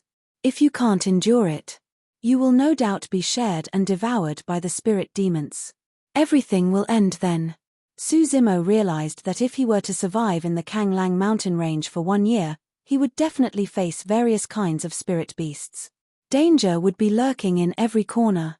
This was a cruel test. Of course, it was also a form of training. A life and death experience. In the moments of struggle between life and death, one could mold a strong and powerful spirit perception. Dai Yu said, it's not too late to regret now. If you decide to stay here, I won't take care of you. If I don't see you in Pingyang town 1 year later, I will leave on my own. Regret. Su Zimo smiled. Be it Zhu Dingyun who could come back to look for him at any point in time, the enemy of the Su family, or to seek revenge for Zui Feng, he did not have a choice. I will return alive in 1 year's time. In the darkness, Su Zimo's eyes were bright and clear, and firm and resolute. He requested a brush and paper from Dai Yu and wrote the words, I will be away for some matters. Please don't miss me. Su Zimo folded the paper and passed it to Dai Yu. He said, find a way to send this to the Su residence. Uncle Zhang recognizes my handwriting. Dai Yu nodded and said, there are still 3 hours to dawn. I will impart the tendon's transformation section to you and leave before dawn. You only have 3 hours to cultivate. Make full use of the time. A page of sutra verses appeared in Su Zimo's mind again. The mystic classic of the 12 demon kings of the great wilderness. Body tempering is the foundation. If the flesh and skin are not hard and strong enough, when one cultivate tendon's transformation, the body will swell and explode amidst the contraction, expansion, and pulsation of the large tendons. The cultivator will become paralyzed. The tendon's transformation method originates from the anaconda demon king and the sanguine ape demon king. Cultivate the anaconda section, followed by the ape section. Anaconda is the most agile one. It has the ability to cut swathes, twist and coil as well as bend and stretch. Apes are adept at climbing the mountains and ascending the rocks. Upon the initial success of tendon's transformation, the body's resilience will increase tremendously.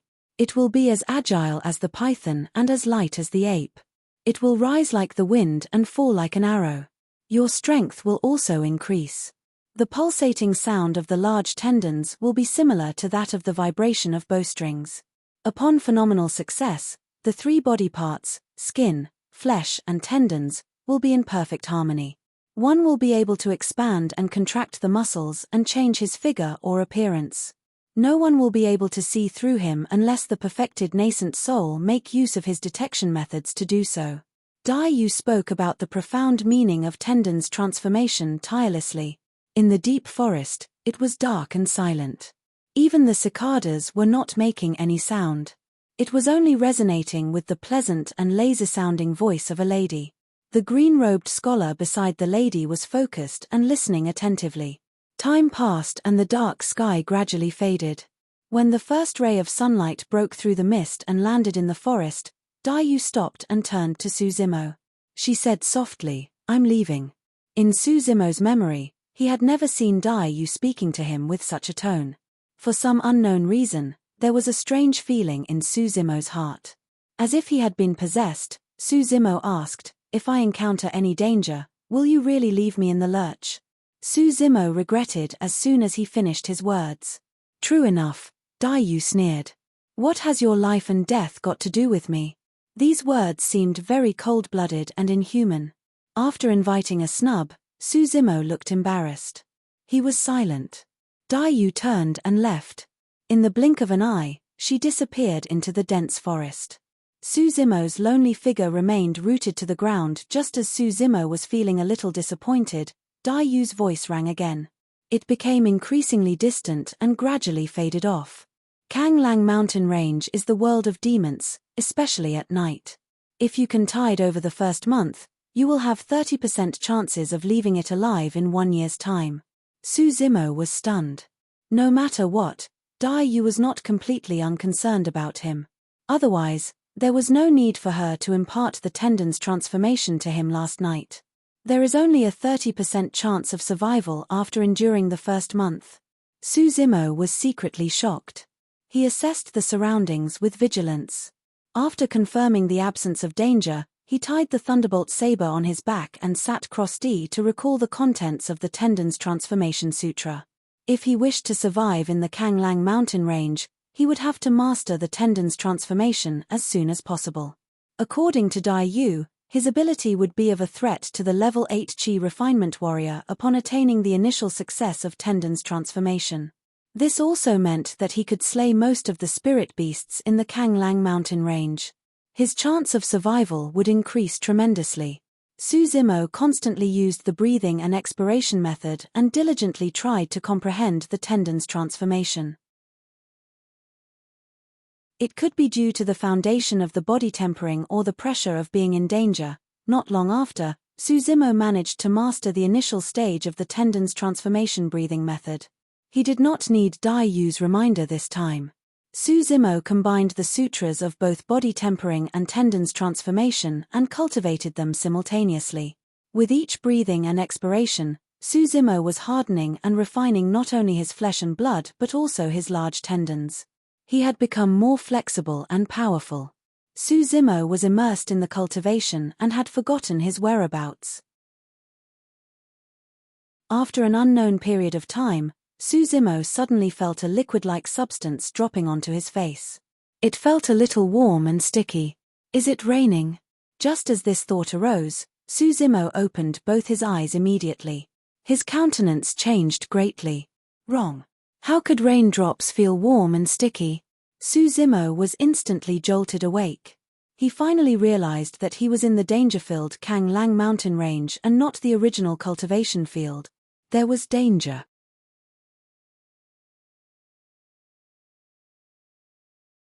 Chapter 14, Fiendish Appearance. Chapter 14, Fiendish Appearance. Unprecedented feelings of fear arose and Suzimo felt his scalp blistering. He had goosebumps all over his body. Suzimo's reflexes kicked in and both his lower limbs moved to flee before he even stood up completely. Swoosh. A malicious and stinking breeze attacked in his direction and Suzimo dodged it just in time. He could not help but look back. Suzimo's pupils contracted violently. Instantly, his heart was in his throat. This was an anaconda that was beyond Suzimo's recognition. Its humongous body was as thick as a water barrel. Covered tightly with scales, its body shone with a cold and metallic luster. It was glaring at Suzimo with greenish, squinted eyes and big predaceous mouth. Saliva was continuously dripping from in between its teeth. He was too careless. Suzimo still had some lingering fear. He had been approached by such a large species and he actually did not sense it at all. The anaconda curled itself around an old tree that was as tall as the clouds and looked down at Suzimo from the great heights. There was a flash of contempt in his eyes. This was a spirit beast. This kind of human-like glances appeared in an anaconda. It was evident that it was psychic and as intelligent as humans. It was just that it could not speak human language. Although there was a huge gap in size between the python and human, Susimo did not look the slightest bit afraid after he calmed down. On the contrary, he was very eager to try. This was a rare opportunity. The python's gaze was cold and sinister. It attacked first. The humongous body dropped onto the ground and twisted a few times in the grass. All was quiet. In the blink of an eye, it had slithered to Susimo with intelligent movements and lightning speed. Oh no! Susimo had a great shock. The anaconda slithered over, erratically moving its head. In that instance, he suddenly found it difficult to grasp the chance and had to abolish all of his original plans. If he were to fail in his first strike, he would undoubtedly die. In between flashes of light and stones on fire, Susimo exerted strength on both his lower limbs. His body backed off rapidly and averted the attacks. At this moment, a surge of evil aura that was as resilient as a knife swept over. Before he could react, his body had been hit firmly at the sweep of the python's tail and was thrown off. Bang! Bang! Bang! After crashing into and breaking 3 old trees consecutively, Susimo fell onto the ground and vomited a mouthful of blood. His face was as white as a sheet. This collision had injured him greatly. At this moment, Susimo felt that the tendons and bones in his body were about to shatter. The pain was unbearable and he simply did not have any more energy to fight. A difference of 1 stroke actually landed me in such a miserable state. Before he could finish this thought, he sighted the anaconda chasing closely and pouncing on him again. A black shadow engulfed him. Susimo gritted his teeth, twisted his arm, pulled out the thunderbolt saber on his back and slashed forward with all his might. There were flashes of blood. The anaconda gave a sorrowful cry. A bloody wound appeared on its head. One of the eyes was already blinded. Having suffered such a grievous injury, the humongous body of the anaconda tossed and twisted continuously, causing the surrounding trees to break one by one. The sound and atmosphere was appalling. Susimo knew that he was definitely not a match for this anaconda despite the latter's injury. Their abilities were not on the same level. Furthermore, he was more seriously injured. If he were to receive another crazy whip by the anaconda, he would definitely die on the spot. Susimo dared not stay any longer. He fled quickly using the plow heaven stride. Before he could run far, he felt drained of energy. His chest felt stifled, he could not help but spit out another mouthful of fresh blood. In the battle at the Zhao family, he was covered in blood but they were caused by external injuries. The Carnate expert's strength was not powerful enough to penetrate his skin and flesh. However, the tail of this anaconda not only mangled his chest but also injured his internal organs. If Susimo had not used the body petrification, that strike was enough to blast his body. Am I going to be buried in this place on the very first day? Susimo bit the tip of his tongue and tried hard to stay sober. He quietly pondered and said, I must find a good place to hide as soon as possible. Otherwise, any spirit beast that I encounter can kill me easily. After running for a while, he sighted a steep mountain wall in front of him. There was a cave on it a few feet from the ground. Susimo's eyes lit up. He arrived at the mountain wall and used the thunderbolt saber to dent the walls as he climbed up. Stepping on these dents, Susimo climbed up the mountain wall and carefully peeped into the cave. He flipped inside after ascertaining that there was no danger. This torture had already exhausted his last bit of strength. The cave was not big and could barely fit 3 people. Fortunately, the location was not bad and could avoid most of the terrestrial beasts. Susimo lay in the cave and tried to perk himself up. He used the breathing and expiration method continuously and the healing power of the mystic classic of the 12 demon kings of the great wilderness to recover from his injuries. Time passed quickly and the sun was gradually setting. When Susimo was following Dai Yu on the first night, he did not feel the horror of the Kanglang mountain range. Last night, there was complete silence. It was as if all the living things had gone into hiding.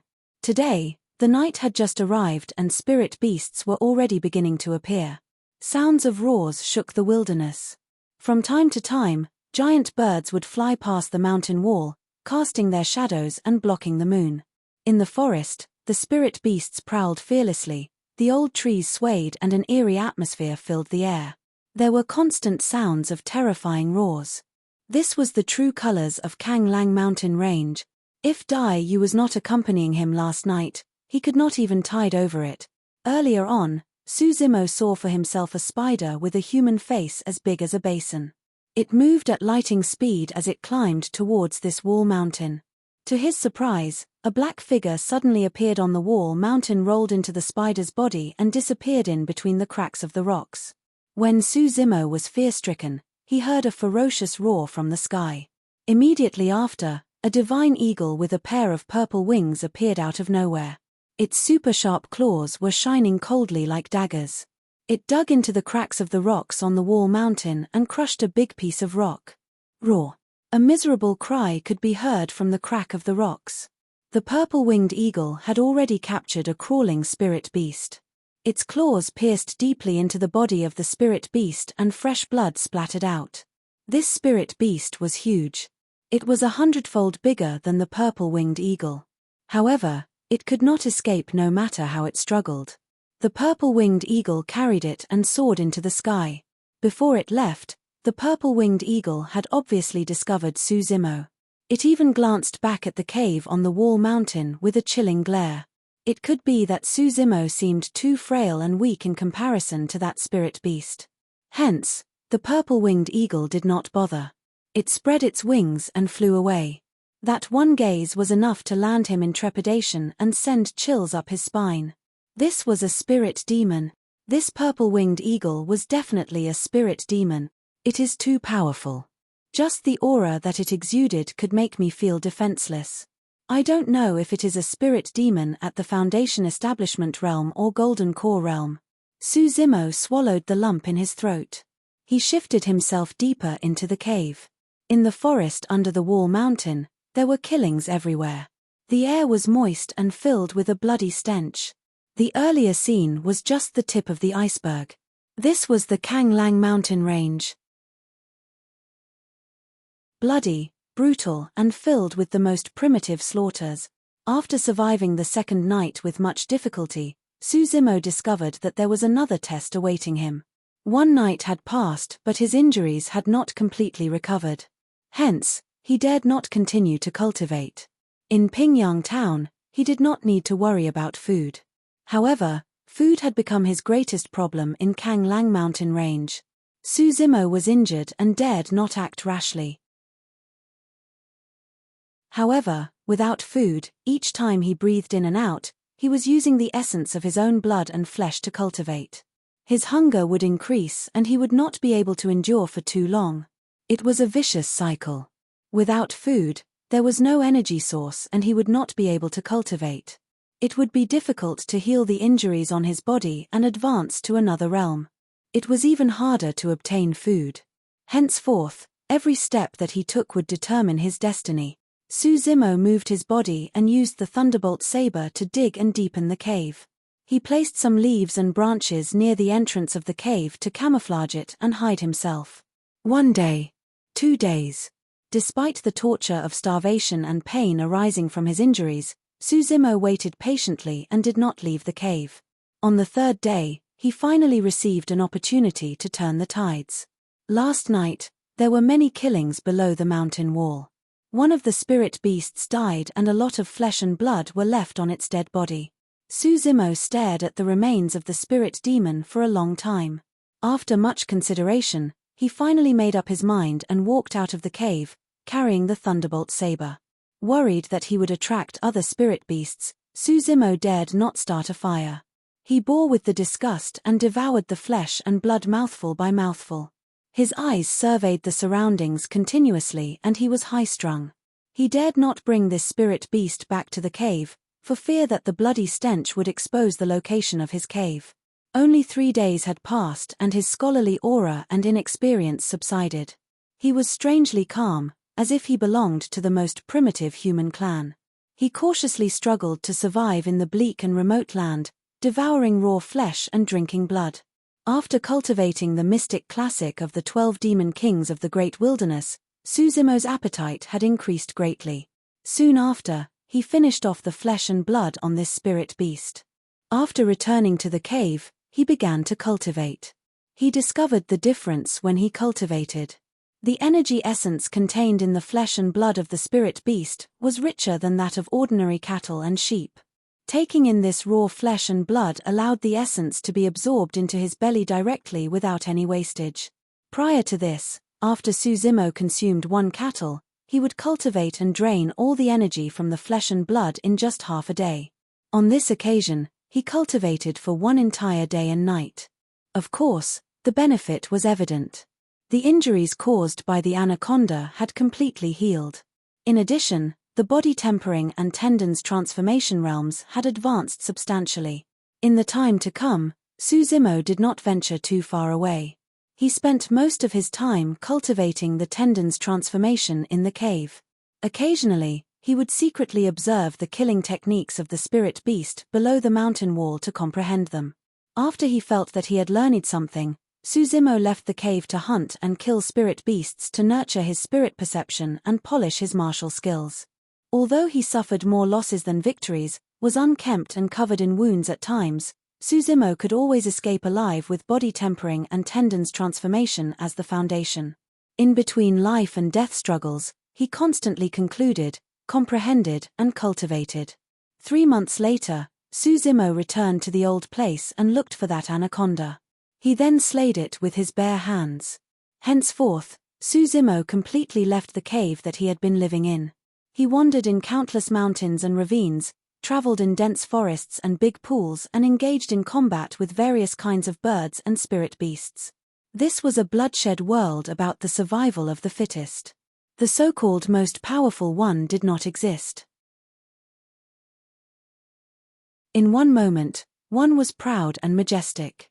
In the next moment, he could possibly end up as a prey in the belly of other spirit beasts.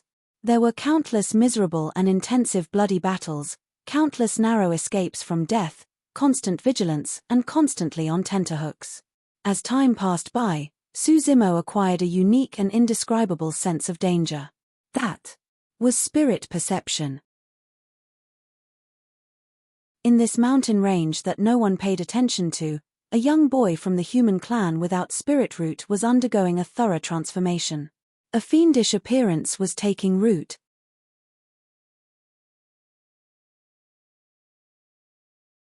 Chapter 15: A Bloody Battle with the Wolves.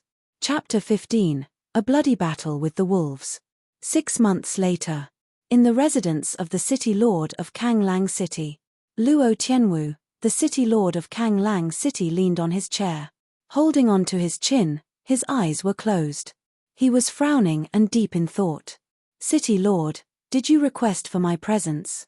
Shortly after, Cao Gang, one of the 5 wolf guards, walked in, cupped his fists and bowed to him respectfully. Luo Tianwu opened his eyes. A beam of light streaked across them but only lasted for a moment. He asked, seemingly casual, "What are your thoughts on the Su family of Pingyang Town?"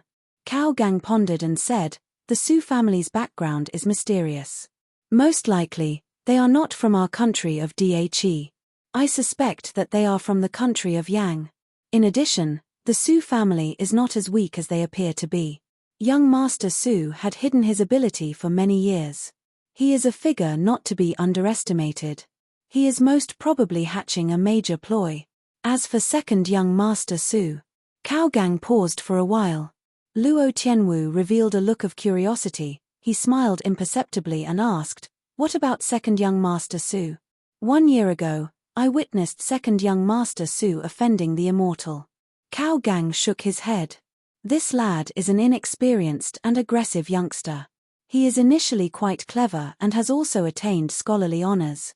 His honors had been written off now and he is reduced to an inferior commoner.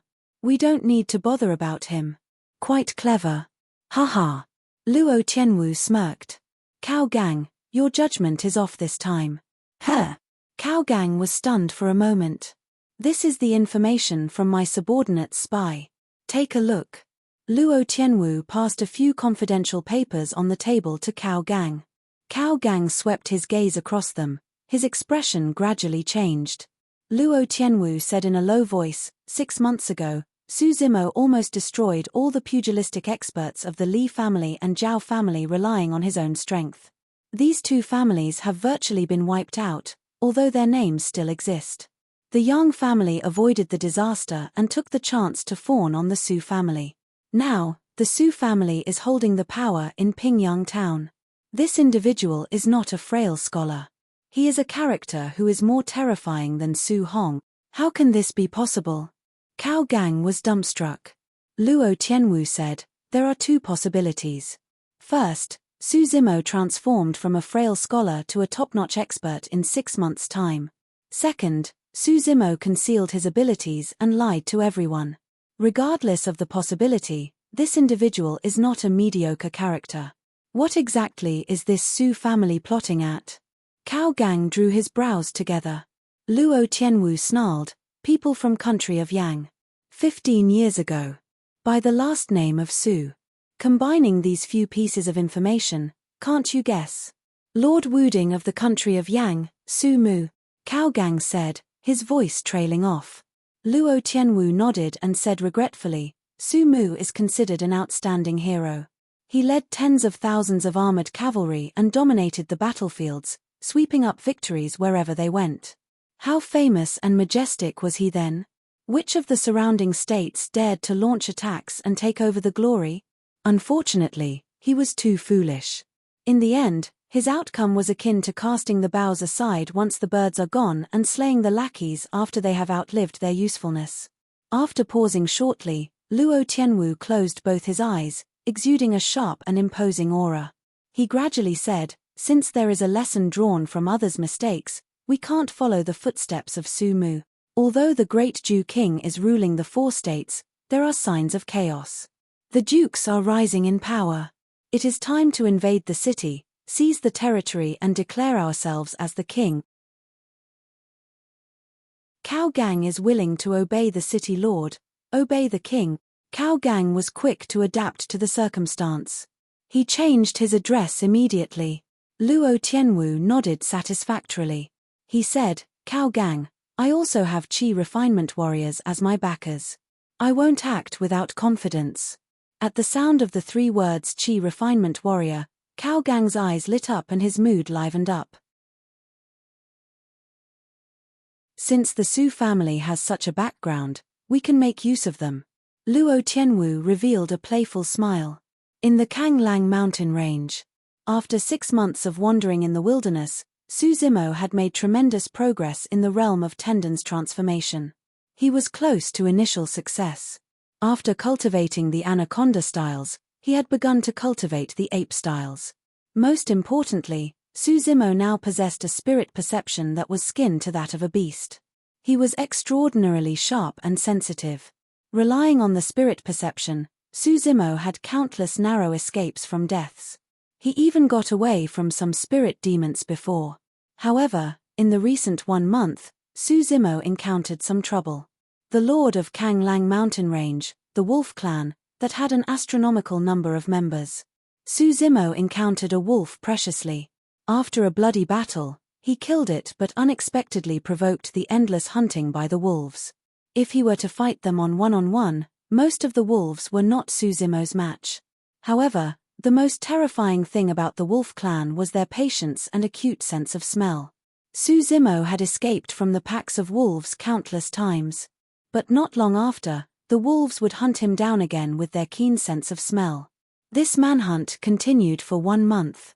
If Su Zimo's body was not strong enough or did not have the foundation of the 2 classic demon sections, body tempering and tendons transformation, he would have most probably died of exhaustion. In the long and endless escape, Su Zimo's clothes had long been torn by the spirit beasts during the combats. He was dressed in the random pieces of beast skins and had a grey stubble on his face. He did not look any different from a wild man. In the recent few days, the wolf clan seemed to have sensed that Su Zimo's physique had reached its limit. They hunted him even more closely and harassed him repeatedly. Su Zimo had a few terrifying wounds on his body. Although the bleeding had stopped, they had not healed completely.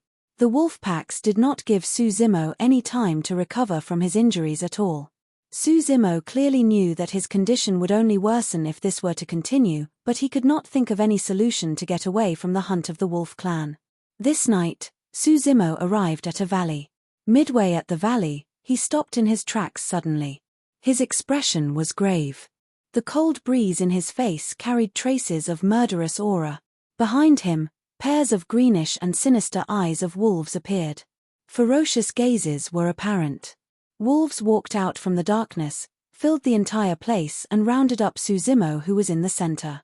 On the two sides of the valley, there were also many wolves. They were howling at the moon. "You are finally here." Suzimo licked his dry and chapped lips. His eyes were filled with a murderous intent. 1 month of sleepless and restless nights had reduced Suzimo's spirit perception to its worst state. As a result, he had fallen into the situation of being rounded up by the wolf packs. Of course, this period of killing and escape were enough to prove the wits of the wolves. The current situation was also meticulously set up by them. When Suzimo's strength, energy, and all areas were reduced to their worst states, the wolf packs then launched the final battle. Prior to this, Suzimo hardly used his saber. On the one hand, he did not know the techniques of using one. On the other hand, he wanted to hone his close combat skills as much as possible. Now, Suzimo's used a backhand grip and pulled out the thunderbolt saber in preparation for the last gamble. Howl. The leader of the wolf pack howled on the top of the valley. The wolves on the two sides as well as front and back of the valley swarmed in like bees. Poof. Suzimo's flipped his hands and slashed. He slayed the first wolf that dashed to him into half.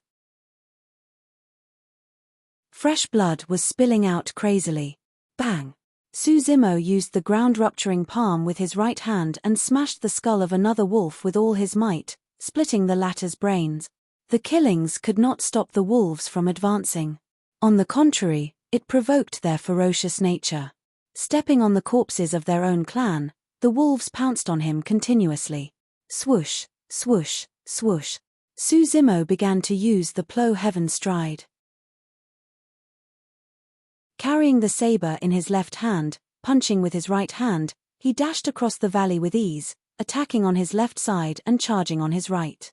If one was watching the combat by the side, he would be shocked at a discovery. Despite being attacked and round up by dense packs of wolves, Suzimo could still avert most of the attacks and avoid injuries to the vital points of his body. At the sight of the sharp wolf claws about to pierce into Suzimo's head, without even looking, he suddenly dodged, punched with his backhand and hurled off a wolf. This was spirit perception. It could sense and avert danger without even looking or listening. In comparison to half a year ago, Suzimo's methods had become more simple, direct, and succinct. Nevertheless, they were extremely effective. Suzimo was no longer restrained in his styles. His head, shoulder, wrist, fist, knee, and back could all be used to kill the enemies. This was the close combat techniques that he had honed during the fights. It was filled with the smell of blood. It was swift, sharp, fearsome, and merciless. Pierce. There was now an additional wound on Suzimo's body. Fresh blood was dripping from it.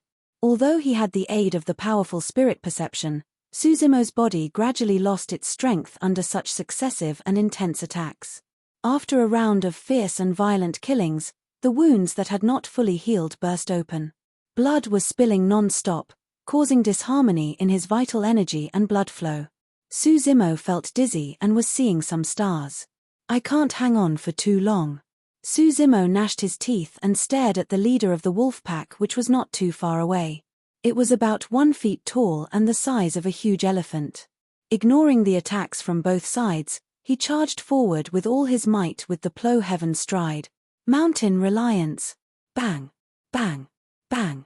A few wolves collided with one another on the spot, spitting blood everywhere. At the same time, Suzimo also received rampant attacks and suffered many injuries. A piece of his flesh had been torn off by one wolf. Suzimo's legs wobbled and he nearly knelt on the ground. Seemingly sensing Suzimo's intent, there was a flash of mockery in the eyes of the lead wolf, whose entire body was as white as snow. At this moment, The wolf packs dispersed and the lead wolf gradually made his way over like a victor. He was exuding an endless aura of murderous intent. Susimo stared at the approaching wolf. The palm of his left hand carrying the sword was drenched in sweat. He quietly took a deep breath, in preparation for the last strike. Today, it was hard for him to escape death. If he could slay the lead wolf before he perished, he considered himself to have gained something. Swoosh! The lead wolf leaped vertically. A violent aura enshrouded the air and charged towards Susimo. Susimo opened his mouth and took a deep breath, seemingly devouring the sun and the moon. He lifted his chest high. The pulsation of his flesh and blood was visible on the surface of his skin. The large tendons were knotted together, seemingly coiled by countless anacondas. PSST. Flows of air surged into his lungs crazily, giving out a strange noise. Anaconda eclipse. This was one of the styles of the tendon's transformation section. It enlarged the large tendons and could unleash mighty powers instantly. Susimo lifted the thunderbolt saber using one hand, dashed directly to the lead wolf and aimed for its head. At the same time, his right hand threw a surprise attack with the ground-rupturing palm. This was already considered Susimo's most powerful strike. There was a flash of fear in the lead wolf's eyes. The humongous figure was extremely agile. It dodged in the air to avoid the thunderbolt saber coming towards him and landed his claw on Susimo's chest. Initially, this claw could penetrate Susimo's chest directly. However, Susimo had smashed his hand on the side of the wolf's body with the ground-rupturing palm at the same time. Roar! The lead wolf howled in pain. It was flung by Susimo. After rolling on the ground once, it climbed up rapidly and shook its head, seemingly fine. Susimo had already ran out of ideas and energy. Although the sharp wolf claws did not punch through his chest, it had mangled it. Susimo was thrown off by the explosive impact from the lead wolf's blow. He looked like a kite with broken strings as he tossed up and then dropped down towards the pack of wolves. Susimo had lost all his strength. He swept his gaze across. Beneath him, numerous wolves were salivating and opening their mouth, waiting for the moment that he dropped to tear him to pieces. In the end, I still didn't overcome this. Susimo began to feel dazed. At the sight of Susimo falling into the pack of wolves, a figure suddenly flashed in the darkness and swayed past him mid-air. It took Susimo away from the corners of the mouths of the wolves in passing.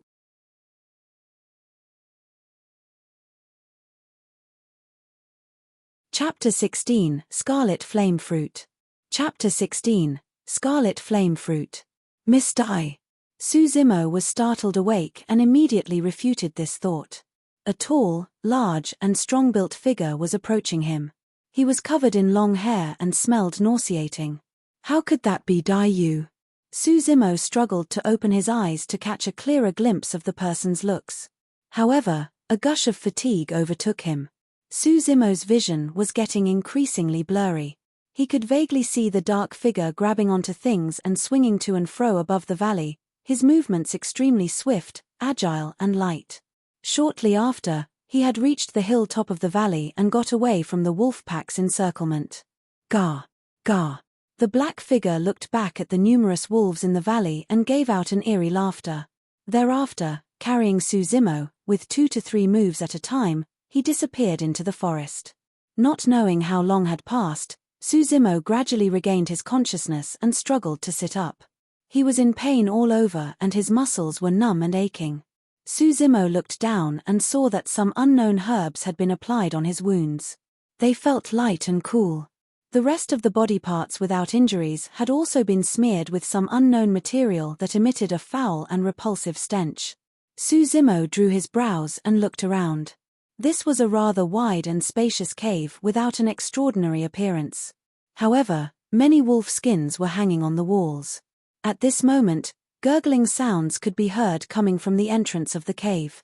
A tall and big figure snuggled in. The way he walked was a little odd. He seemed to be tiptoeing and leaping. Susimo focused his sight and was stunned on the spot. What came in was not a man but a monkey. He had actually been saved by a monkey. Suzimo's mood was a little complicated. During the past 6 months at Kanglang mountain range, there were at least 800 to 1,000 spirit beasts that died in his hands. He did not expect himself to be saved by a spirit monkey in the end. This spirit monkey looked very ordinary. It had super long forelimbs that exceeded the knees when hung down. A dot of red light was swirling in the depths of his eyes. It was a little strange and mysterious. "Thank you." Suzimo cupped his fists at the spirit monkey. The spirit monkey pursed his lips in a human-like manner. He did not reciprocate Suzimo's gratitude. It waved its hands, pointed at the wolf skins on the wall and chattered walla walla for some time. Lastly, the spirit monkey pointed at Suzimo, extended one of its fingers and swaying it from side to side in a mocking manner. It was spiritually enlightened. Besides not knowing how to speak, this spirit monkey was no different from an ordinary man. The spirit monkey could convey the emotions of an adult perfectly with gestures and expressions. Suzimo could not stifle his laughter. He tried to probe by asking, "Do you mean to say that you didn't wish to save me at all? It is because you have an enmity with these wolves." The spirit monkey opened his mouth and smiled. It nodded.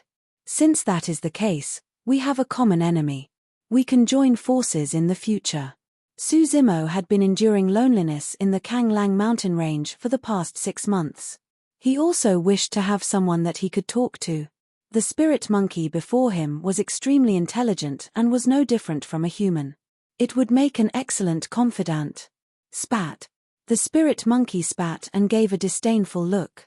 He made a gesture, showing his contempt to Suzimo, seemingly mocking Suzimo for being too weak.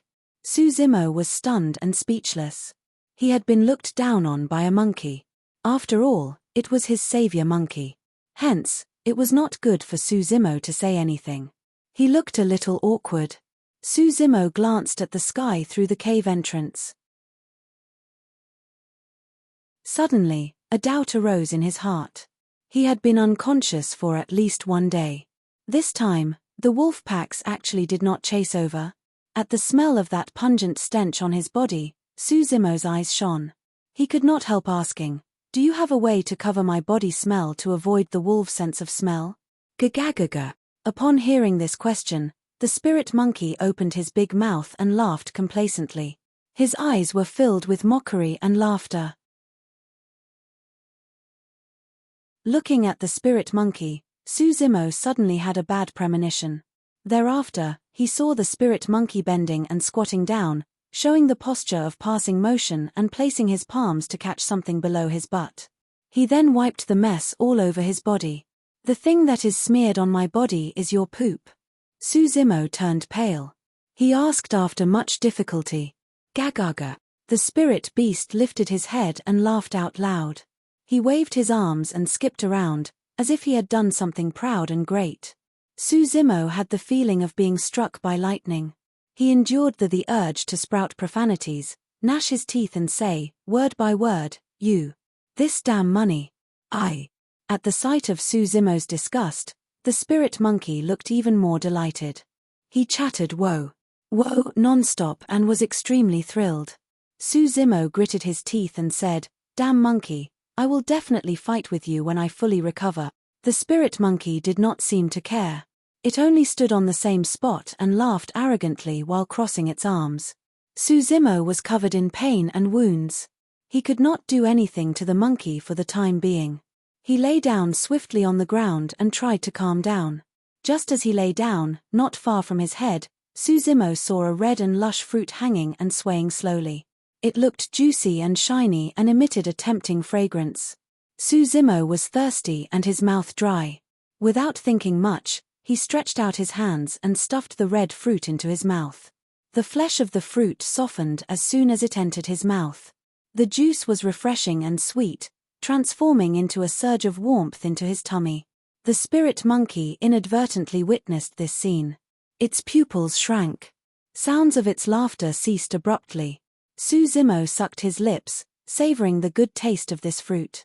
When he wanted to look for another one of it, he suddenly sensed a murderous aura in the cave.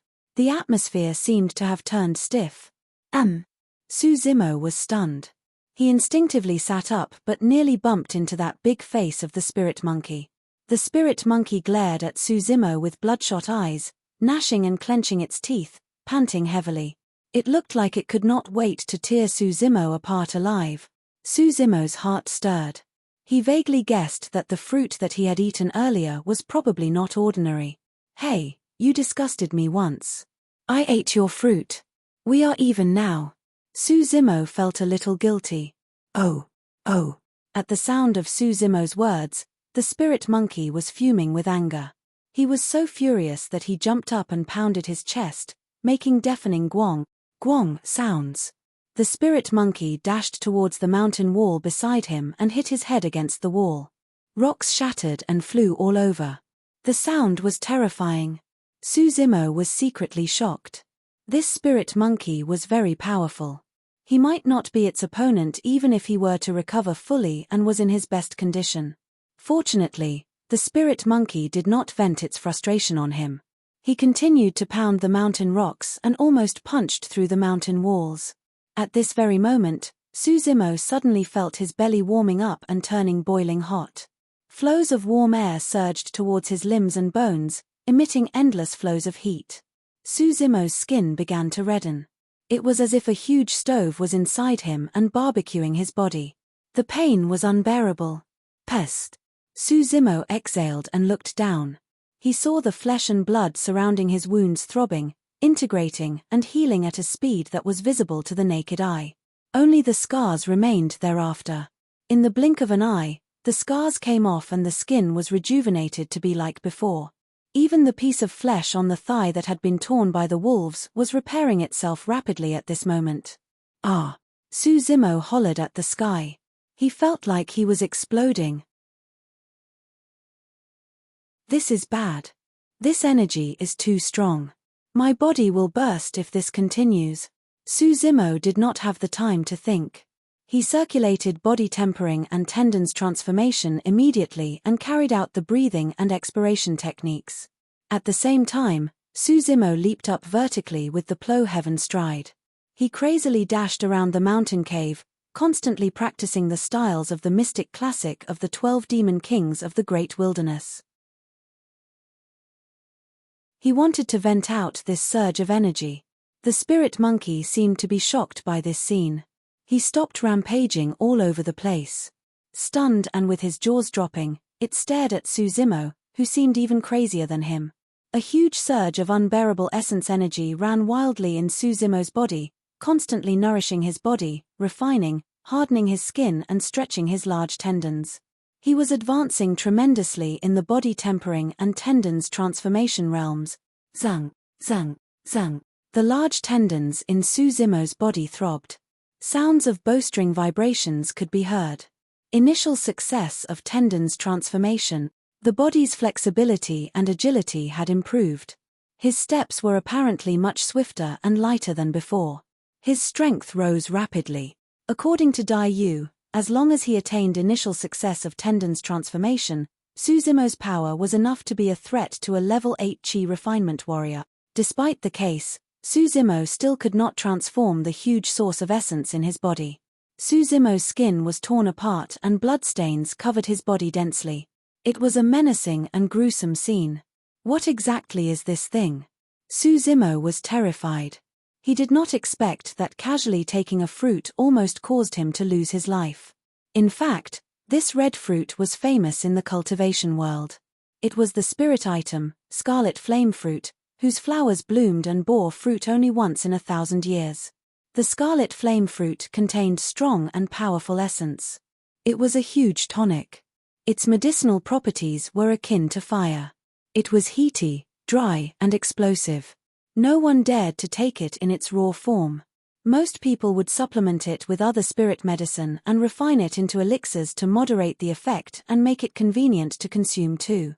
If not for the fact that Suzumo was cultivating the mystic classic of the 12 demon kings of the great wilderness and had a strong and powerful physique, he would have been consumed by the heat in the fruit and burnt to ashes the moment that he swallowed the scarlet flame fruit. The spirit monkey had guarded the scarlet flame fruit for many years. He was waiting for the scarlet flame fruit to turn ripe in these few days. It initially intended to pick a date and consume this scarlet flame fruit.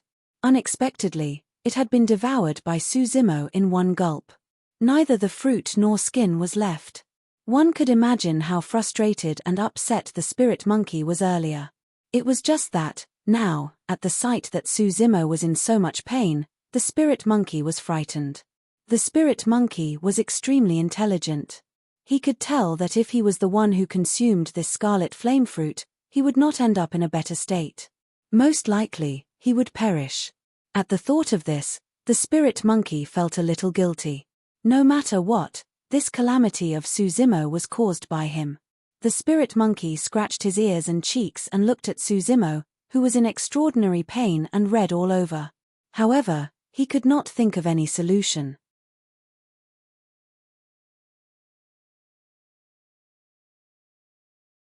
Chapter 17, Under the Cold Lake. Chapter 17, Under the Cold Lake. Under the impact of the scarlet flame fruit's searing essence, Suzimo's blood was already boiling.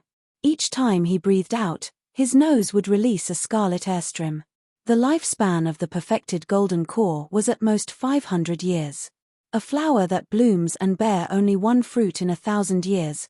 What kind of concept would this spirit item possess? This flow of energy was rich and massive. Suzimo could not endure it at all. He should count his blessings on having sustained for 5 minutes with the mystic classic of the 12 demon kings of the great wilderness. Ah! Suzimo hollered at the sky. He had no place to vent out the energy in his body. It was such a torture that he wished to die. Bang! Suzimo circulated all the energy in his body and executed mountain pressing. He bumped against the stone walls in the cave with all his might. One by one, many rocks cracked and fell to the ground. Bang! Bang! Bang! Both Suzimo's eyes were red. He repeatedly bumped against the stone walls, seemingly wanting to release all the energy in his body. Each time he bumped against the wall, the cave would shake violently, plummeting gravel. The cave looked like it was going to collapse at any point in time. If the cave were to collapse, it would be akin to a hilltop or object weighing up to 10,000s of pounds crashing down. No matter how strong one's body was, he would be crushed into mud. Death in this place was imminent for a man and a monkey. Suzimo had already lost his sanity but not the spirit monkey. Obviously, Suzimo was going to die. He was neither relative nor acquaintance to the spirit monkey. They only met by chance. Escaping from this place as soon as possible would be the wisest option for the spirit monkey. However, there was a flash of worry in the spirit monkey's eyes at this juncture. The spirit monkey hesitated for a moment and did not choose to leave. Standing by the side, he was on pins and needles. He blinked his eyes constantly, seemingly hoping for a miracle to happen. Bang! Boom! Boom! At this moment, deafening sounds could be heard coming from the stone walls. The entire mountain trembled for a while. Oh! The eyes of the spirit monkey shone.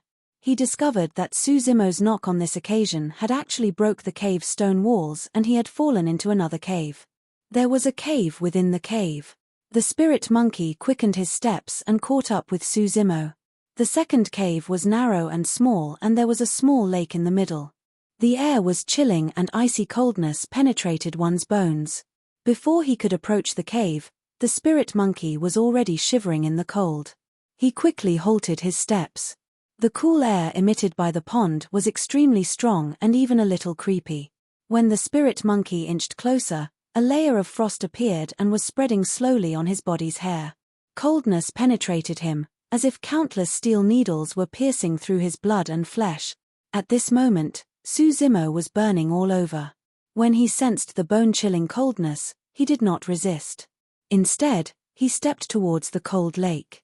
The coldness was overwhelming and unbearable. However, Suzimo, who had eaten the scarlet flame fruit by mistake, seemed to have innumerable flames burning in his body that could coincidentally offset the effect of the cold. Suzimo jumped directly into the cold lake. Thereafter, sizzling sounds could be heard as if a striking hot iron bar had been immersed into the icy water. Cold and hot, ice and fire, these two distinct forces collided in Suzimo's body. Suzimo rose and fell in the cold lake, his figure submerged and reappearing from time to time. Vapor rose and mist enshrouded. It felt like an immortal land. The spirit monkey stood and watched this scene from afar.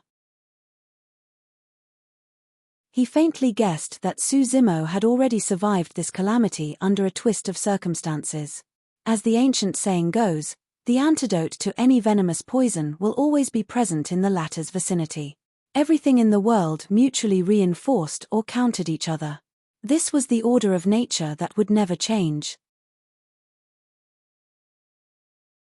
Since the cave had bred such a radical fruit like the scarlet flame fruit, a contrasted and radically cold item should be growing within the vicinity in accompaniment.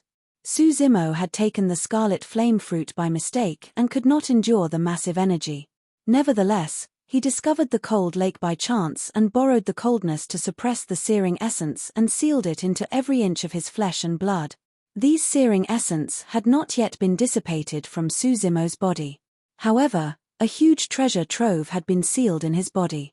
Each time he cultivated, he would refine the essence within him until he drained the energy of the scarlet flame fruit. This was greatly beneficial to Suzimo in advancing in the realms in the future. From the moment that he leaped into the cold lake, Suzimo had already regained his senses. Soon after, he realized that the energy of the scarlet flame fruit no longer posed a threat as it had been sealed in his body.